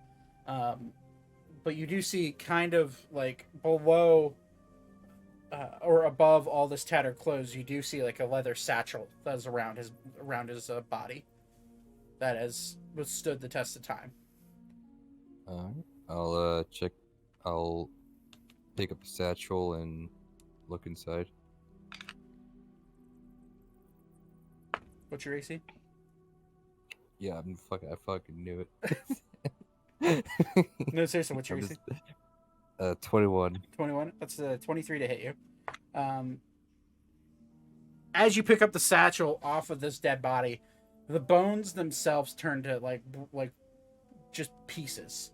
It is old and brittle, and as the weight shifts from you grabbing the satchel off of around this dude's body, you hear a click and a pressure plate release, and getting shot at you is 4 bolts of fire from a gargoyle mouth that you did not see behind the door with your Fuck. So first one, well, these are all the hits, so boom, boom, boom. Okay, you take 38 points of fire damage. As you just get, Alright. all of you just see Ori from behind the counter just get lit on fire briefly. As you grab this satchel. Ow. I drink a healing potion. Was that 20? Yeah, full heals of 20. Not bad then. Just a point of order. It looks to me as though there might be traps around here. So, if you want me to look a little No. better, You said 21 was your AC? Am I getting shot? Yeah, it is. Am I get shot again? I rolled just a 21. Yeah, you are. What the fuck is happening? I'm just standing there now. The pressure plate is now completely let go of as you Oh, realize. I guess I'll move. Yeah, so you do take an extra 13. You do take an extra 36 points of fire damage as more bolts of Jeez, fire just okay. get shot at you, and then All right, I'm now you realize that fucking moving. it's in a timed reaction. So 4 bolts get shot about every 5 seconds. 4 seconds, 5 seconds. So as you make your way out, you see 4 more bolts just go poof, poof, poof, and just shoot out towards the wall, and eventually you see all this paper start to slowly catch on fire. Hopefully that wasn't needed. I'm sure it wasn't important. You do have the satchel though.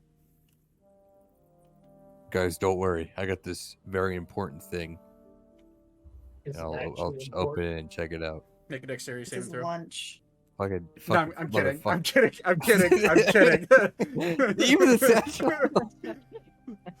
The satchel's Whose rigged. life is that boring, man? Who puts traps on satchels? The satchel's rigged with explosives. Like a Naruto paper I- trap or something. Right. Zach, it looks like your camera froze on stream again. Dude, it's That is a good That is a a really good good face. Yeah, love that. Anyways, I'm drinking 2 healing potions. okay. All right. Were you gonna say something, Todd? I was just saying, 100-year-old tarantula comes out and goes, hey, and bites you. And then you die. So, Ori, point of order. As you open up the satchel, the first thing you notice is a little coin purse. In it, you find 67 gold, 11 Okay. silver, Okay. 3 copper, and 3 platinum. Nice. It's the first thing you see. The next thing you see is that you find what looks to be a scroll of some sort. You look at the scroll and make an Arcana check. I'm actually the best at these. It's probably a 1, but okay, yeah. 13. 13. Maybe it's a spell scroll. Maybe it's maybe it is just a mail written in scroll form. It's hard to tell though with a 13. The other thing you see immediately is a little dagger.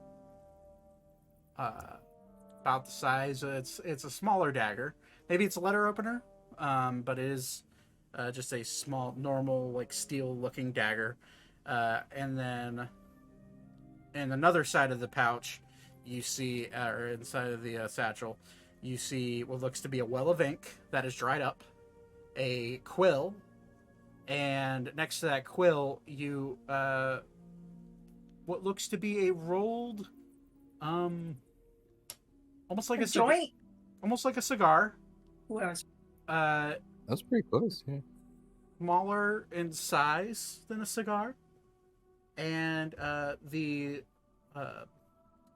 plant that is rolled inside of it is giving off a kind of a flowery aroma. dude, that's just gonna be rank Just sniff after it. that long. You sniff it. Yeah. Make a wisdom saving throw. Yeah. See, I wanted to sniff it to make sure, but I guess there's no escaping it. All right. Dirty 20. Hopefully that's good enough. Yeah, it is. It burns your Okay. nostrils when you smell it. It hits you with a level of energy that you haven't felt in a while. And it kind of feels like whenever you go into your bloodthirsty rages and you start killing people and you get that intense amount of energy that you feel. It feels similar to that, but cleaner. A little bit more easier to function with that. But it only lasts for a few seconds, and then you kind of shake it off and you're fine. But whatever it is pungent, and it smells like shit. You get an initial smell of like aromatic flowers, and then it just hits you in the face. It smells like manure. This crack? Literally shit. You don't know. You can make a medicine check. Someone can make a medicine check if they want to try to figure out what this is. Yeah, I'll hold it out and say, does anyone know what this is? I don't smell it. Oh, I go in for a full. No. Okay, going for a full. Make a wisdom saving throw.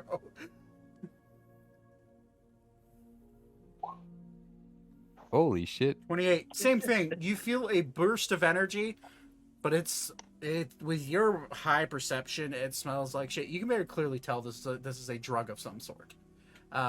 You've never seen this drug before. I'm trying to think. The person out of anybody that would know maybe what this drug is would be Zane. And definitely if Archer was here, but he's not. My guy. Zane, I'm gonna say just Zane. Beep as well. Well, wait. If Archer has seen it, would Elka? Archer has shielded a lot of his life from you. Let's be real here. I've been studying poison, so is it something that I might? You can make a medicine check if you wanna see if That's a good point. you can understand. I'd say for Zane and Beep, make either a medicine check or a history check. One of the two. You can also make a nature check if you want.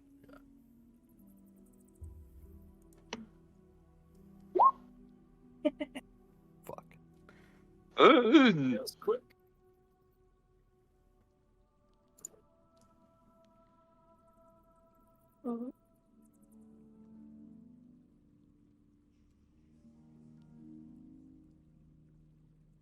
For some reason, I desperately want Alara to know what this is. Oh my god, I cracked out a Lara. Yeah, unfortunately. Like she's like, oh, this reminds me of my mom, like my real mom. It smells like my mom.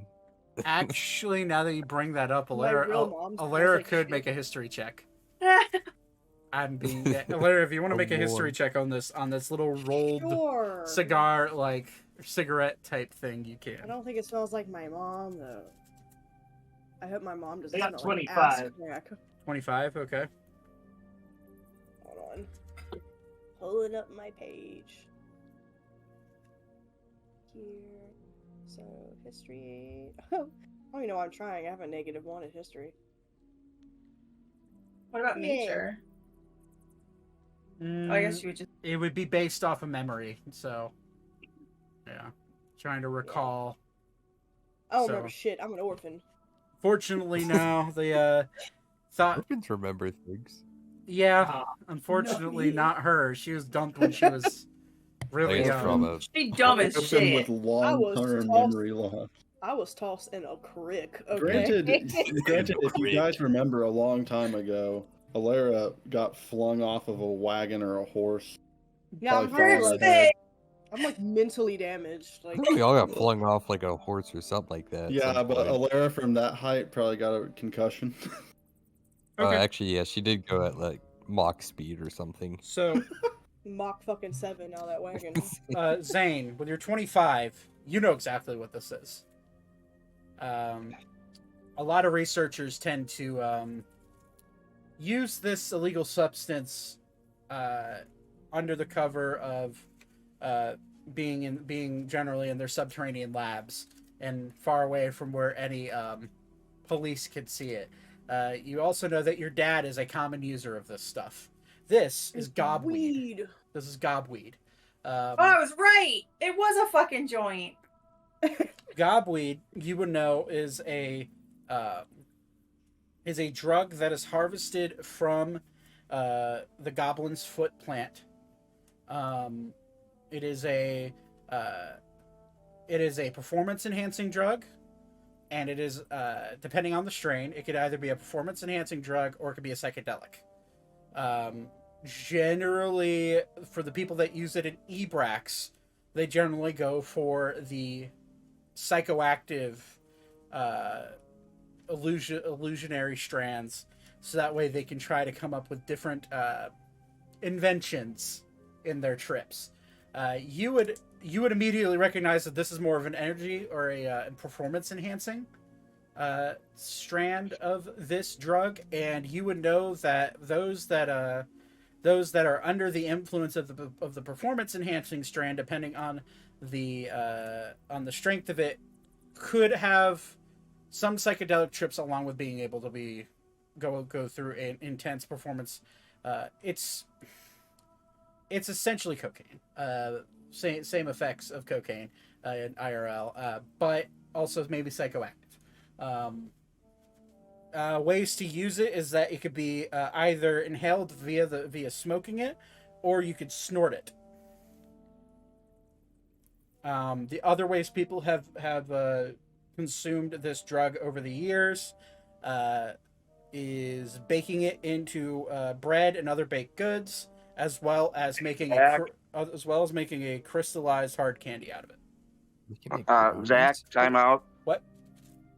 I just want to make sure you're not in violation of any. No, I'm not. POS. It's Okay. They're fake drugs. Yeah, it's fantasy drugs. If Twitch stings us for that, they can go fuck themselves. Okay, just all of a sudden it hit me like. Yeah, it's fine. Yeah, we're not. You could talk about it all you want. Okay. Yeah.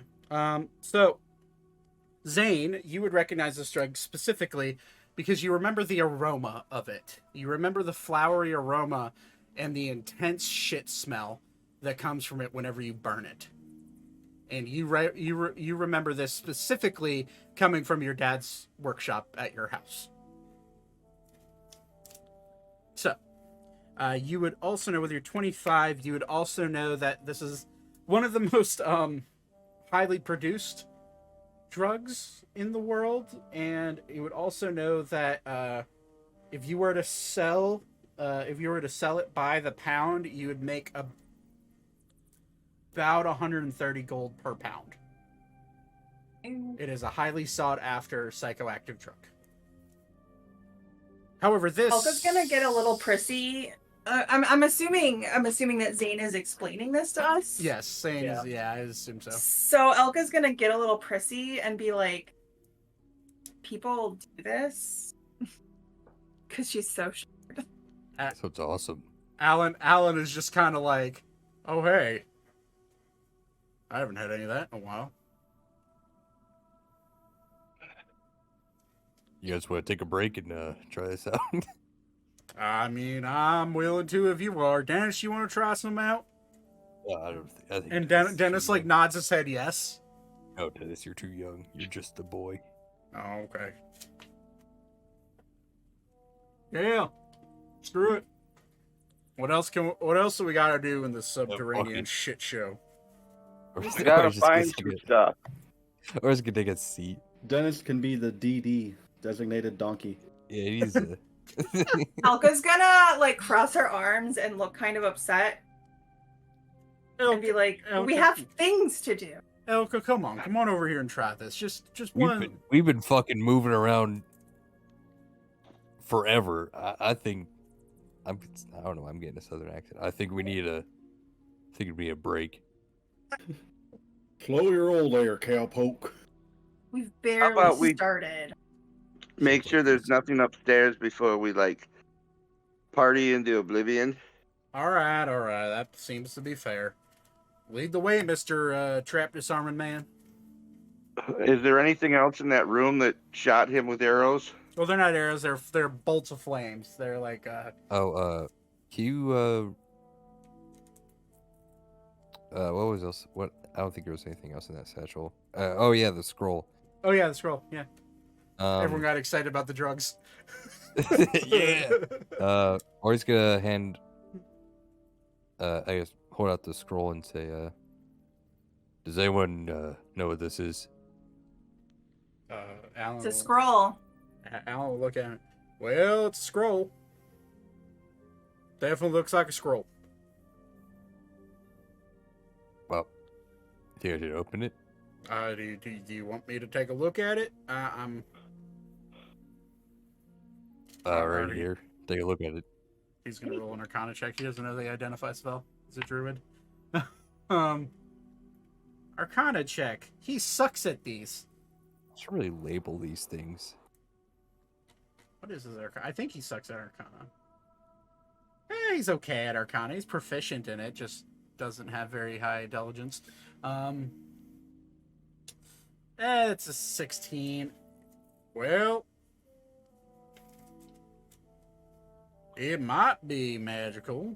Zane, do you have any idea what this is? You're a little bit more magically, well, smart than I am. Try to find out. Do you have identify? We need some No. identify spell. Wait, you're an artificer and you don't have identify? I mean, okay. We're pulling your artificer card. Listen, Linda. Just give it to him. How would you how do you appraise magical items? I just make them myself. The fuck? All right, fair. How do you know if they work? I test them. All right, so Zane, if you want to make an Arcana check, you can. 16 won't cut it for what type of magic it is, if it is magic. Just gotta see what my. Oh, it's actually. That's Got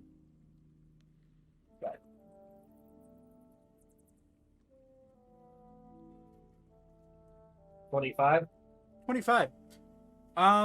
You would recognize that this is magical.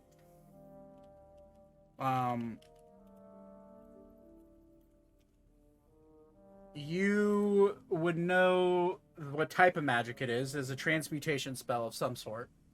And you would know that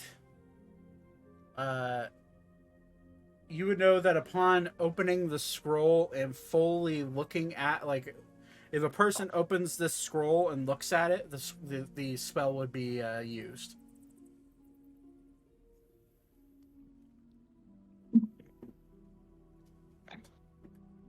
Okay. But you don't know what spell it is, and you don't know what the effects would be.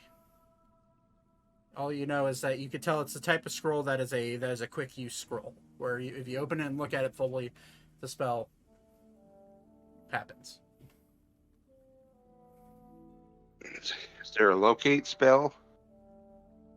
A locate spell? Yeah, there's locate object. There's, what are you trying to? Like, locate the important things that we might be looking for today? I mean, yeah, you could use a locate object on the description of, say, like a Cor Deorum. But if you're trying to use a locate object spell to locate this scroll, it would ping right in front of you. It's only supposed to locate. No. I was thinking, could the scroll be something that would tell us where the Cor Deorum is? But I don't know, Thaddeus. Well, you use the scroll. Like, Thaddeus, how about you stand like 400 feet away and open it? Yeah, I mean, if you wanted, I'd be willing to open it, but I feel like I'm one of the only ones who could potentially help people out if it's something that's bad. I mean, I know Weaver can throw some spells out and heal people, but I'm talking more of the well, certain spells have the ability to turn people to stone. Some of them can instantly poison them and make them paralyzed. Some of them can be, I mean, it's a matter of, I mean, by the looks of it, that satchel, if you ask me, probably is I'd say maybe it's a courier's satchel, like a mailman, maybe. So maybe he had some sort of a scroll to help protect himself as he was wandering through the caves. I don't know. Maybe something to help him get along quicker too. I'll just hang on to it for now then. All right. Well, you do what you want with it. I suppose let's go upstairs and see if we can find anything. Was there anything further in that room that shot the stuff at Ori that we need to look at? Or There's now papers that are completely incinerated because of the fire being shot out at a constant rate. And it takes about 10 minutes of you standing around for the trap to finally stop. The rune has ran out of magic. And you do hear, instead of fire coming out, you do hear like a mechanical, like something mechanical working inside this gargoyle's head. But it's dry firing. It's no longer shooting.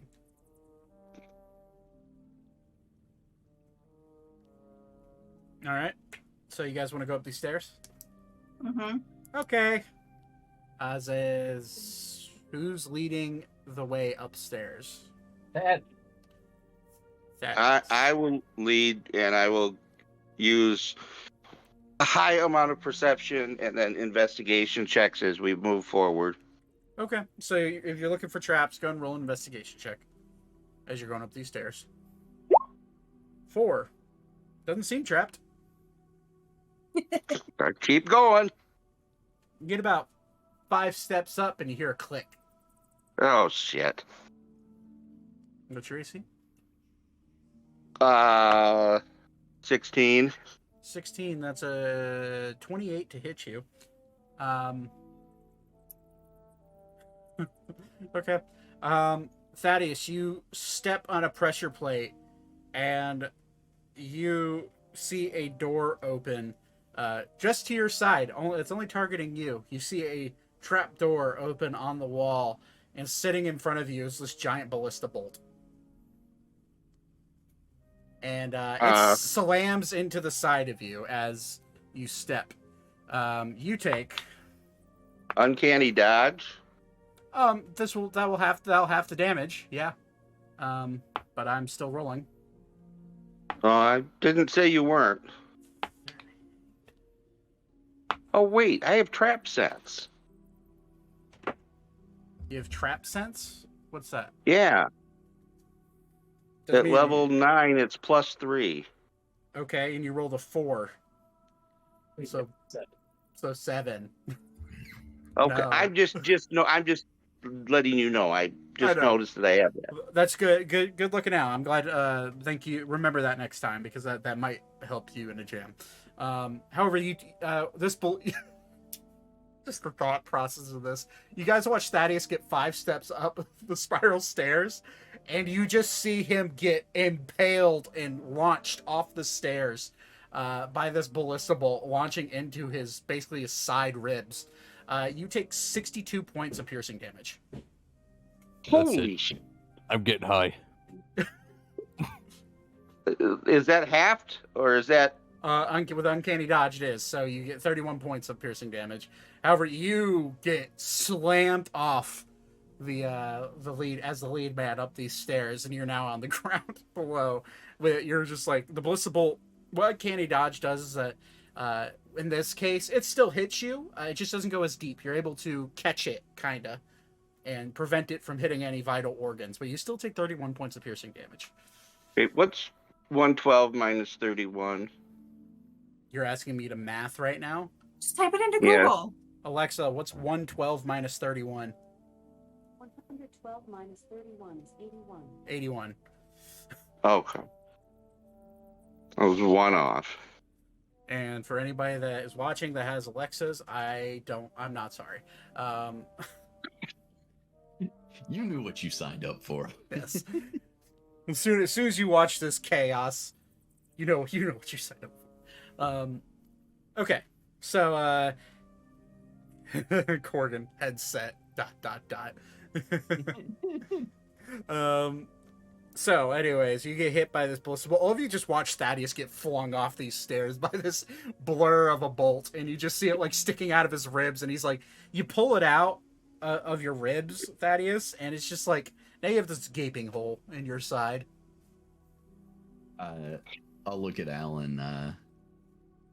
Do you want to get him or shall I? I'll take care of it. Thaddeus, get your ass over here. That Okay. does kind of look like a lollipop. Don't say that. He's gonna get excited. Oh, I went in the wrong hole. oh no. He'll cast he'll cast Cure Wounds at. Seeing the he'll look at the ballista bolt and be like, oh god.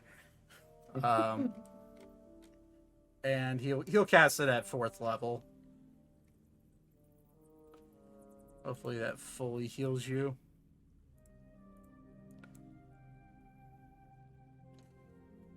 "26 points of healing. It does close up your wound at least. 26, so that would be a 107. Okay. So you make your way up, and does anybody else go forward, or are you gonna wait for Thaddeus to take the lead again? No, Elka's gonna keep going. Elka's gonna move forward, but since she knows where the trap, I mean, I guess the ballista doesn't have anything in it left, so.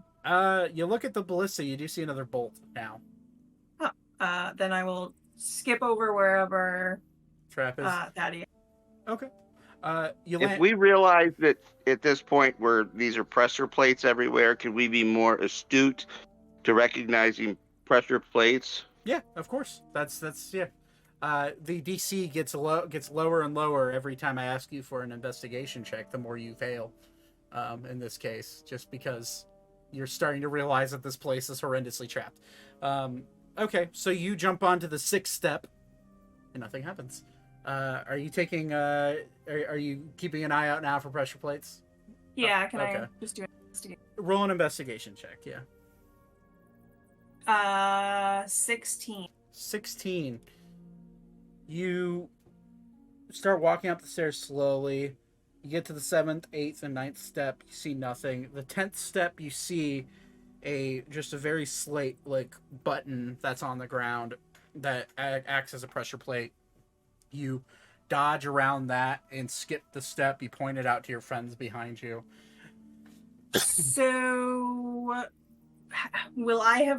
can I have deduced at this point, since I have deduced in real life that it seems to be that every 5th stair? Because it was the 5th stair and then the 10th stair. Yes, I will allow that. And I think Elka's probably smart enough that she sees this pattern. You're not that. Not that dumb. You may be a fighter, but you're not that dumb. You still come from the Burning Heart family. What's Right. your intelligence? 13. Above average intelligence. 10 is average. Yeah. And I think my wisdom's at a 12, so You're not bad. you got enough street smarts, but you're still a bit of a greenhorn when it comes to deducing what's danger and what's not. Sometimes I just go, grr, me smash. Or Yeah. I guess Stab. poke. Yeah. You get up to the 11th and 12th, and the 13th and the 14th step. Nothing there. You get to the 15th, and you do see a stair-wide pressure plate with that 16.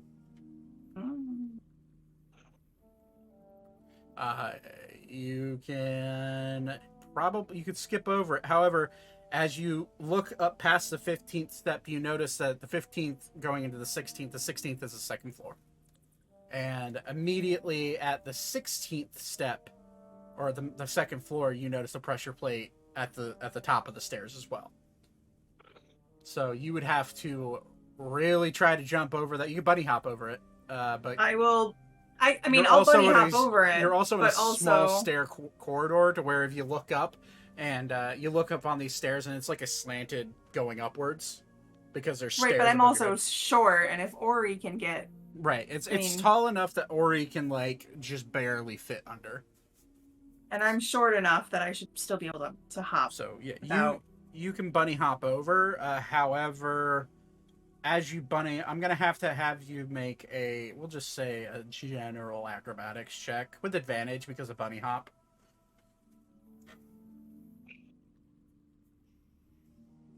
19. 19. Easy enough. All Elka, like, well, do you point out the 2 pressure plates to your friends? Well, yes. Okay, just making sure. I know Elka can be a shit sometimes. No. No, I You know what? You know what? You know what? If they want to go get high, they can figure out the traps. Damn. Ori's just excited about this. What was it? Gobweed? Yeah.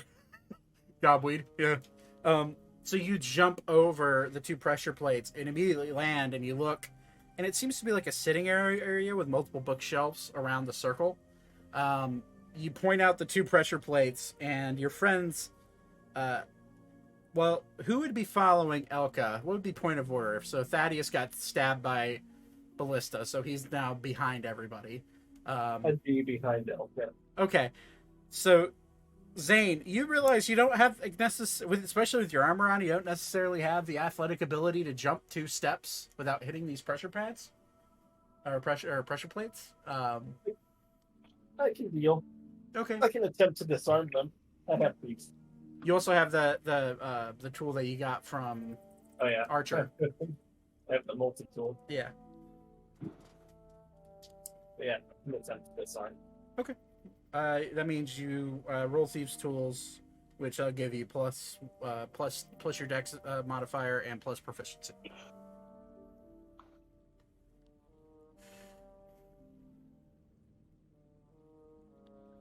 $24. 24. You're able to disable the first trap. You get up to the landing, and there's a you do see just a fully wide across like it's very easy. It's a metal plate on a wooden floor. So if you want to try to disable that, you roll that same roll. I sure will.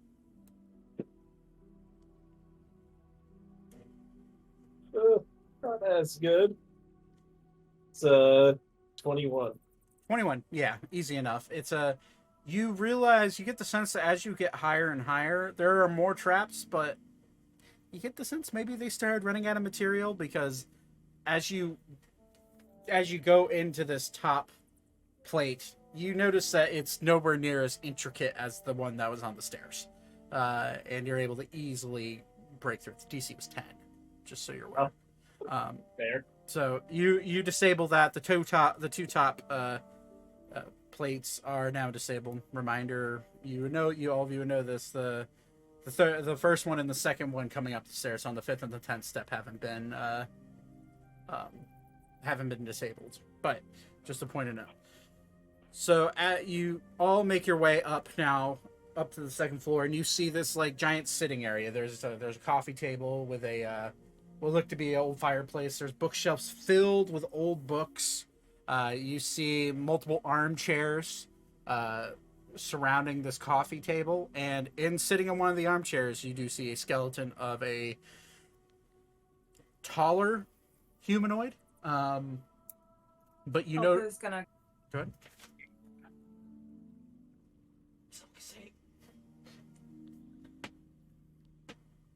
What were you saying? Oh, I said Elka's gonna go over and invest the skeleton while, 'cause I'm assuming it's gonna take Zane a little bit. Yeah. Just Yeah. she's So, bored. right. You go over and look at the skeleton. Make an investigation check. Sure. 13. 13. You'd recognize the skeleton as an elf. Ooh, an elf. Thinner bone structure than a human, but tall enough that it's the skeleton's probably full height, probably 6'5", 6'6". But sitting on the skeleton of this elf, you see buried into like the chest cavity, 2 arrows sticking out of it, and you see on his hip, you notice a book satchel that has a book inside of it, and you notice another like same type of satchel that Ori found, also Right. attached to his belt. I'll grab both of them, I guess, Okay. and then move away from the skeleton in case it's somehow trapped. Okay. You grab the book satchel. And as you go to grab the second one, you immediately see in front of you, and at this point, all of you walking up the stairs, looking at all of you is a projection of an elvish man, about 6'5", 6'6", tall, slightly floating above the ground, long brown hair, wearing green robes, and you see him look at you. He's like, "Oh, finally. I was wondering if anybody would make it to my body. Damn goblins. Can you help me, little rabbit girl?"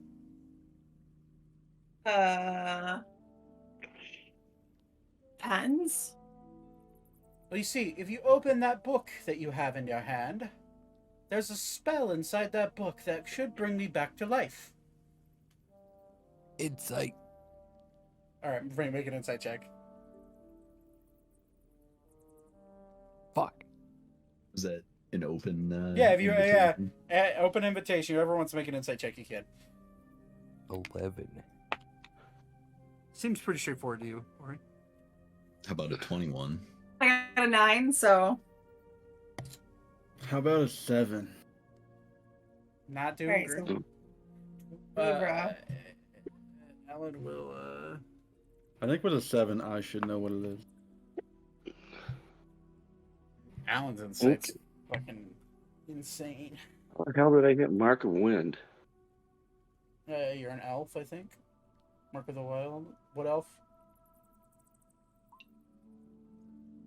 Wow, Thaddeus, you're not even a high elf, you're a fucking wood elf. You're a fucking poor elf, dude. You live in the trees. You're a homeless elf.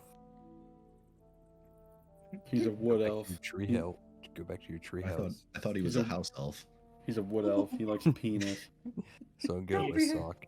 He is of the once house startled. Master gave Dobby a sock. Dobby is free. Is Dobby is Dennis gooning. with us? Because I'm gonna spank Dennis on the ass and have him run down the steps. No. No. Dennis is staying on the inside, like the main floor. You're not allowed to hurt our donkey. Dennis is not following you up the stairs.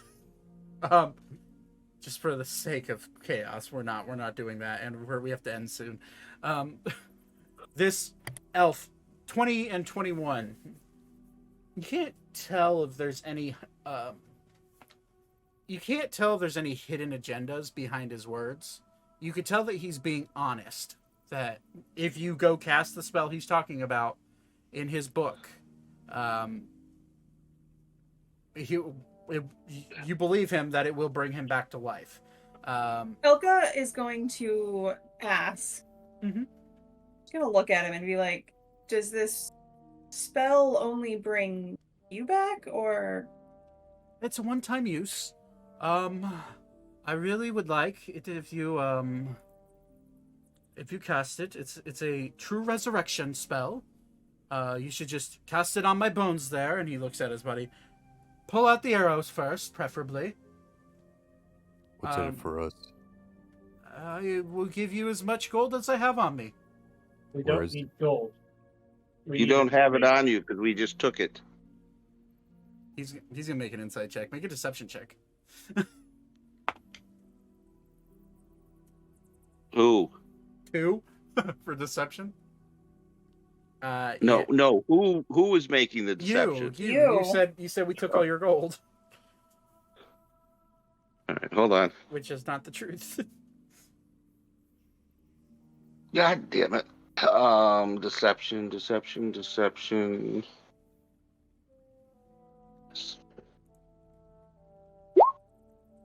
26. Wow.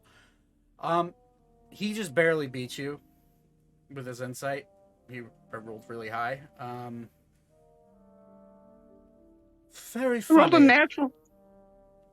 You rolled a 19. Good job. I rolled an 18, but his bonus is ridiculous for insight. Anyways, Maybe we should save this spell for something else. Well, I guarantee. Okay, I have 10,000 gold sitting in that. And he looks over at a bookshelf. Behind that bookshelf, only I can open it. It needs to read my magical signature in order to open. What's the bookshelf made out of? Wood, from what you can tell. I could just break it. Yes, but you would be instantly killed. Would you give well, I us guess it's good thing information? we have this true resurrection spell. Elka is going to tell everyone to shut the fuck up real quick. Okay. Like, shut up! Who are you? And why should we resurrect?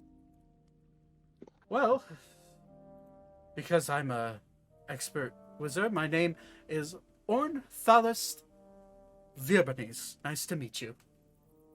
If you want the spelling, I'll copy and paste that in chat. Do I recognize the name? Same. Make a history check, both of you. Yo, Ornphallus. that's Gale of Waterdeep. I rolled a 4, so I don't think I know him. No, you do not. 24. That's his name in general. 24. Ornithalus Virbanes, you have heard of. He is an archmage that disappeared about 300 years ago. He's an elvish man that was curious in gaining the respect of all the dwarvish lords.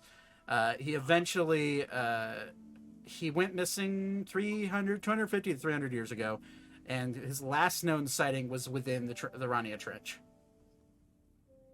It's not very far off. Elvish, would I know the name? Make a history check or a either history or religion check. Roll at disadvantage. Okay. You've never heard of this guy. Listen, I will pose a question. Listen, I promise you, I will pay you handsomely. I have more than 10,000 gold, just not in this tower. He just lied to us. I thought it was Ben's bookshelf. Before we resurrect you, we're more so looking for information. Gold. Oh, about what? We'll still take the gold. We're looking for the Cor Deorum. Oh, are you now? Well, good luck. I take it you know nothing about it then. Oh, I know of it. In fact, one of the main reasons that I came to these caves was to, study and hopefully gain the respect of the dwarvish lords here. But they didn't like me, so they sequestered me to this, tower for about 100 years. How did you die? Goblins. You can see, he looks at his body, the 2 arrows sticking out of his chest. I fell asleep here, and I woke up with 2... Well, I didn't wake up. I was a ghost, and I, saw my body and goblins raiding this, tower. But it's oddly... And he looks around, he's like, it's oddly put together compared to when I last saw it. Oh, God. Is my gold still here? And you'll see his projections start floating over towards the bookshelf, and you'll see him stick his head through the bookshelf. Yep, still there. I would prefer to know where to find this Cor Deorum. At least let's start with. I have notes. I would love to be alive again. If you resurrect me, all of my notes and all of the information that you can get that I have gained on the Cor Deorum are yours, plus the 10,000 gold. Deal. Beg harder. What? Elka's gonna go take the arrows out of his corpse.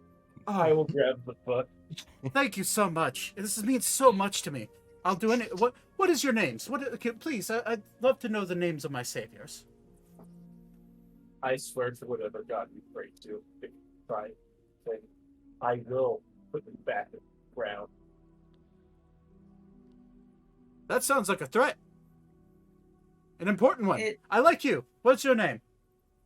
Not important right now. Oh, okay.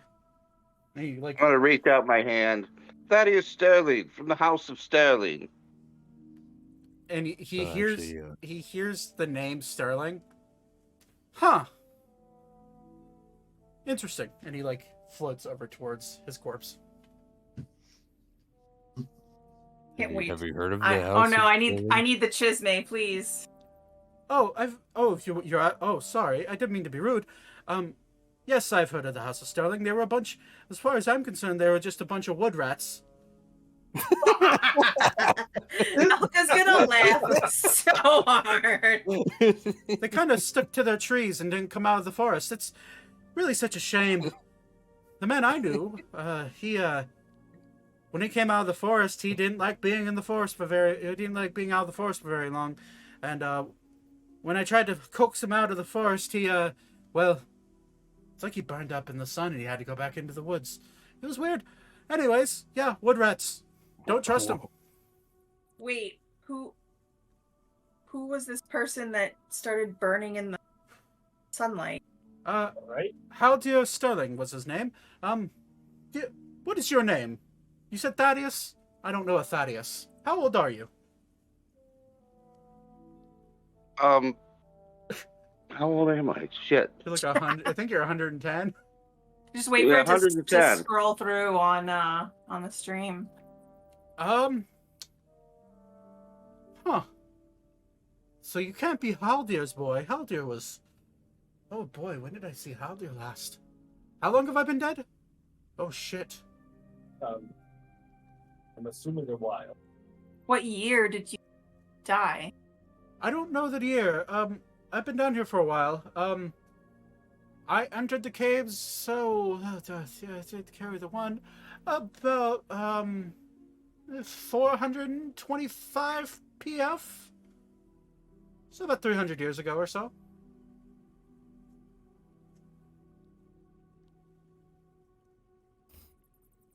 Jeez. Yeah, I'm an old guy. I know. Elves live for a little while. Sorry, I didn't mean to. I didn't mean to. Haldir, Thaddeus, you know exactly who Haldir, Sterling is. Haldir Sterling is your grandfather.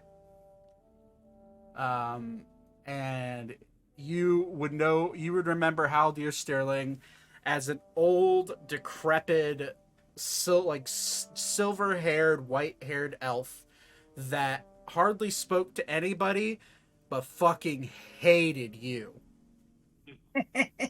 Jesus Christ. Because you were a flamboyant little boy and he thought that was not cool.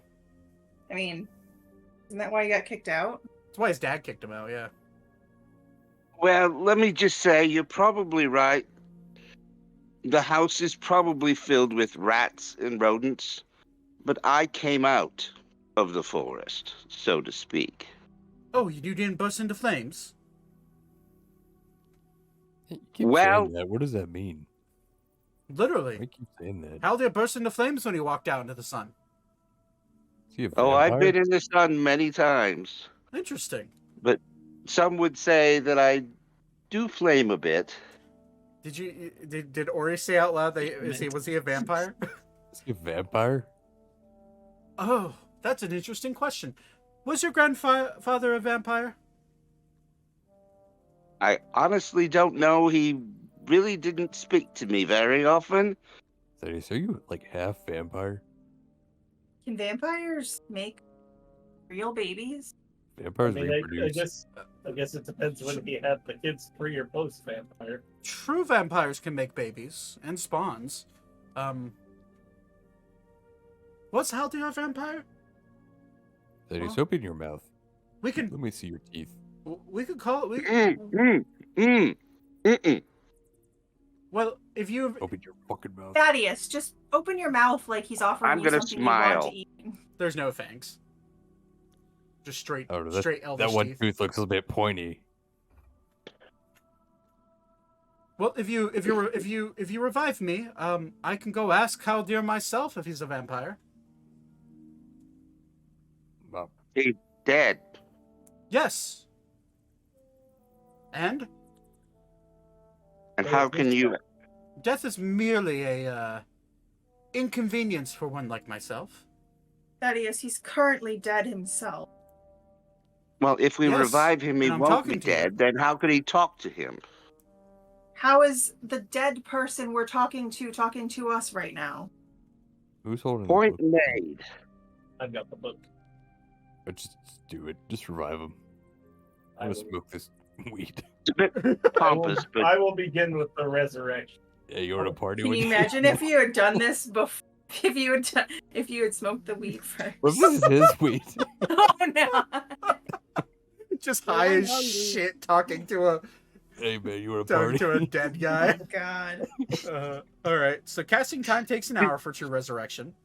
Fine. So you start the incantation. You do notice as you start the incantation, you slowly see the page in his book start to burn away. The ink start to burn away. With your knowledge of the arcane arts, Zane, you would know that every wizard has the ability to cast a spell after they've lost their spell slot, at the cost of the scribed spell in their book. So you would start reading it, and you just slowly start seeing the true resurrection spell that's scribed in his spell book disappear, because you do not have access to a 9th level spell slot. Right. And as And I never will. no artificers, it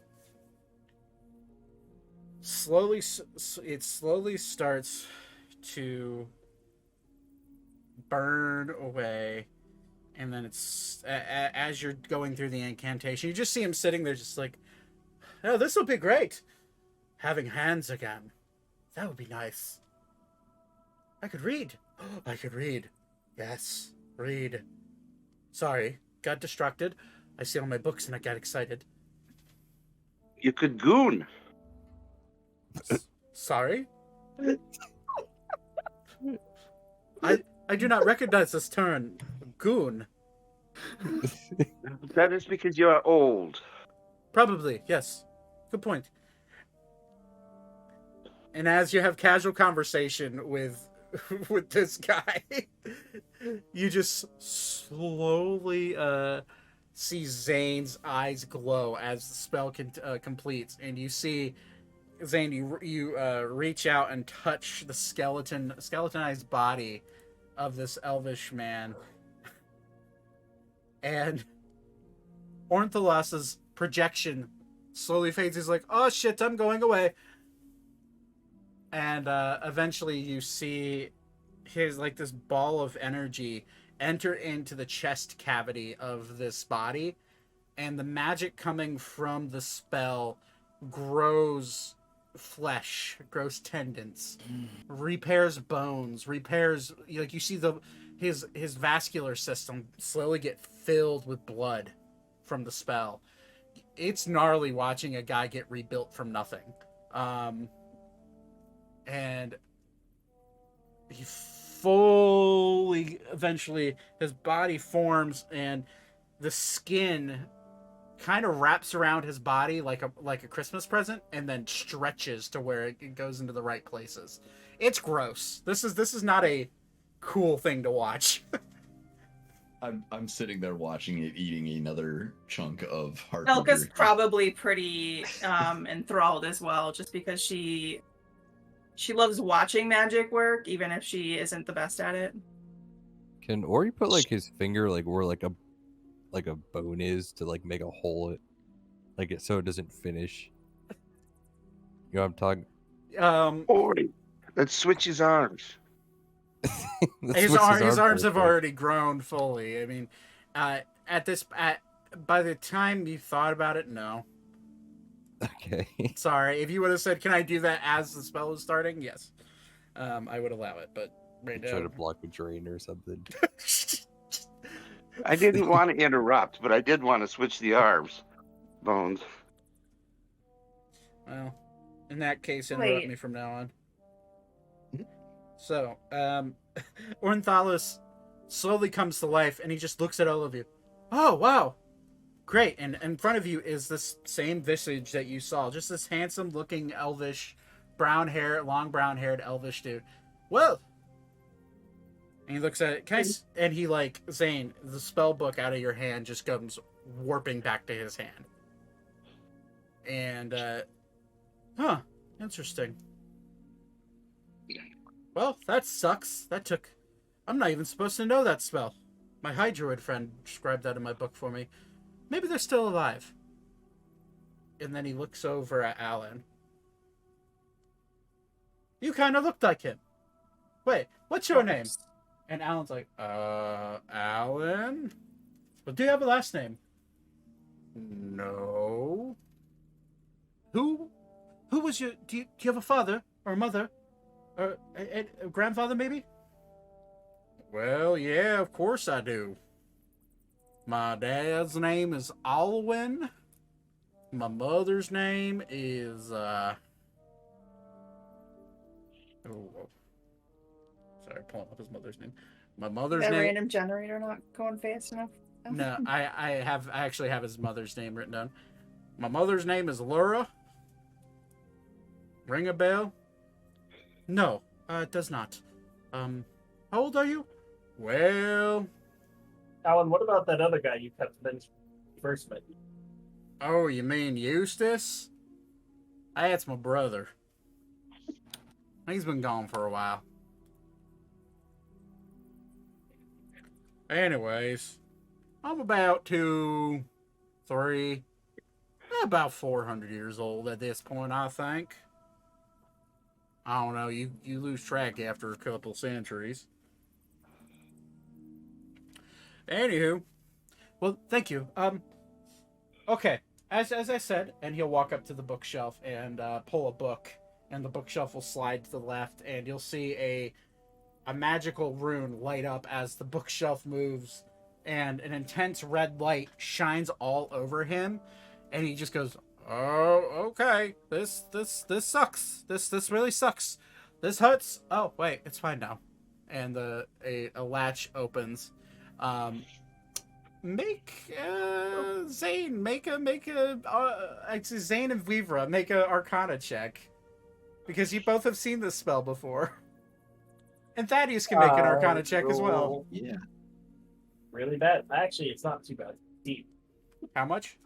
18. 18. Thaddeus, you can make an Arcana check as well. Yeah. As a player, I think I know what it was. Zane, you'd recognize the spell as the disintegration spell. That hit him and then did not kill him. He just kind of it hurt for a second and then he shrugged it off. And then he opens up a safe, and inside of it is just a mound of gold coins. And he snaps his fingers, and a bag of a giant gold pouch wraps around it, apparates out of nowhere. And he snaps his fingers again, and a string ties around the top of it, and he grabs it. He's like, "Okay, this is yours," and he'll hand it to Zane. Split that evenly. I'm just gonna hand it off to whoever has. Okay, Cor Deorum, right? Well, and he waves his hand, and you see 18 books come flying off the shelf. These are all my notes. I prefer if they stayed here, so take your time. And he you see him look off to the. Oh no. What's the status of this city? Bad. Describe bad. I don't sense any other living beings other than That's goblins. exactly what we mean when we say bad. There's goblins. There's goblins. Lots of goblins. Be right back. And you'll see him fly up and out of a window. And you'll see him float. And then all of a sudden this large city that is in pitch darkness all of a sudden lights up like a sun has been placed. That's Sunbeam. Like a sun has been placed in the center, and you watch as fireballs and lightning bolts just shoot down from this man, and you hear the screams and cries of goblins everywhere. Ooh. And That's how it's done, baby. and every That time is on our side. every time a fireball gets flung, you see the flames flicker and ripples throughout the city with the reflective lights. And every time it lands, you just see a shockwave bouncing off the stone houses. And he flies back eventually. It's like, okay, that was fun. I need to rest now. Wizards. Glad we don't have experience to be. We were out there and get like the experience points, So, like in Minecraft. No. anywho, you can get to reading all you want. I'm going to make some tea. Does anybody... Wait. Shit. Is Celica alive? Have any of you seen a dwarf lying around here? There was one downstairs. He was not alive. Shit! Be right back. And you see him, like, walk down the stairs, and you hear a click as he hits the door, as he hits the stairs. Oh. And you hear just foom, foom, foom, arrows shoot out. Ah, shit! Fuck! Ouch! And then he, like, slowly walks Don't back. die again. He slowly walks back up. Does anybody have any healing spells? Alan does. I'll I go ahead and suppose. yeah, I'll go ahead and slap a second level on him. Who put fucking traps in my tower? Who did this shit? We don't know. We came into it this way. He took, I didn't roll for, let me roll what he took. He took 26 points of piercing damage from Jesus 3 arrows. Christ. Luckily he's up to full HP because of True Resurrection, but, okay, so, oh, that's better, thank you, okay, hold on. And he's just like, this will take care of this, and he will send a fireball down the stairway, and you'll just see it, like, melt all of the metal traps, pressure plates, and you guys immediately get the sense that this guy can fucking destroy you. Just from the heat coming from his fireball. This dude is not one to play with, at least lightly. He's like, okay, perfect. All right, let me walk downstairs. Let me see if I can wake this bitch up. And you see him walk down, and sitting in front of you on the coffee table is 18 books filled with notes about different things about this area. I'm assuming they're written in common. They are written in common. Thank God. Elka's gonna grab a book and start flipping through. How well are these notes organized? Very well organized, actually. He's an elvish wizard. He is. You immediately realize that his handwriting is elegant. Corgan just said something that made me laugh. And yet the goblins killed him. He was sleeping. He was sleeping. He was just fucking. He's an elf passed out, and he got shot twice. Which is crazy because elves don't normally sleep. They have to like. You're starting to gather some insight on who this guy is. Fucking moron is what he is. He's a fucking idiot. That's really. That's pretty fucking cool, honestly. All right, and you'll see. You guys will see a flash of light happen down below, and you'll just hear, "Shit, motherfucker! God damn it! How long have you been?" Swears a lot. How long have you been dead? And you'll see like a green light glow, and you'll hear from down below. Ontalos, what are you doing alive still? And you'll hear a voice coming from downstairs, and as you hear him conversing with this other voice, that's where we'll end it because it's 10:50. And we'll pick up with notes and books because I don't have that prepared yet. That's being a good honest. reason to stop I am it. being honest with you. I don't have that prepared. So we'll go ahead and end it there. I'm gonna go longer. What's he say? He's a powerful idiot mage. Yes, that's accurate.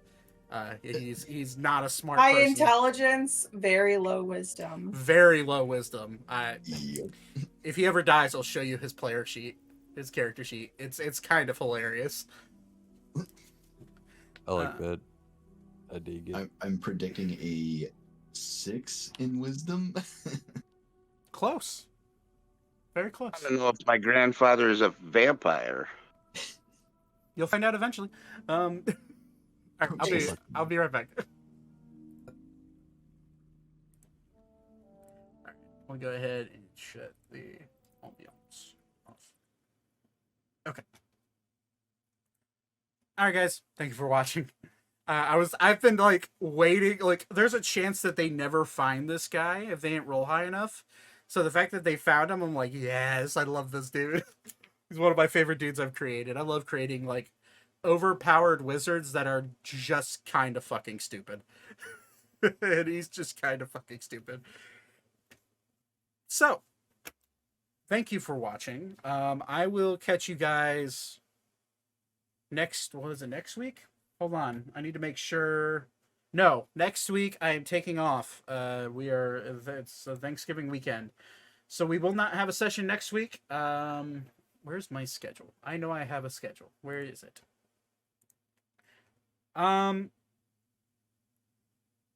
Blinks into the fire trap.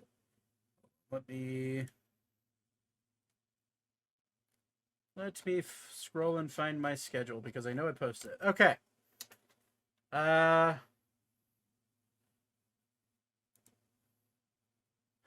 no, I was wrong. We do have a session next week, Sunday. I'm wrong. Sorry. Next week, Sunday, we will have a session. And then it's the weekend after. I'm going to be in PAX Unplugged.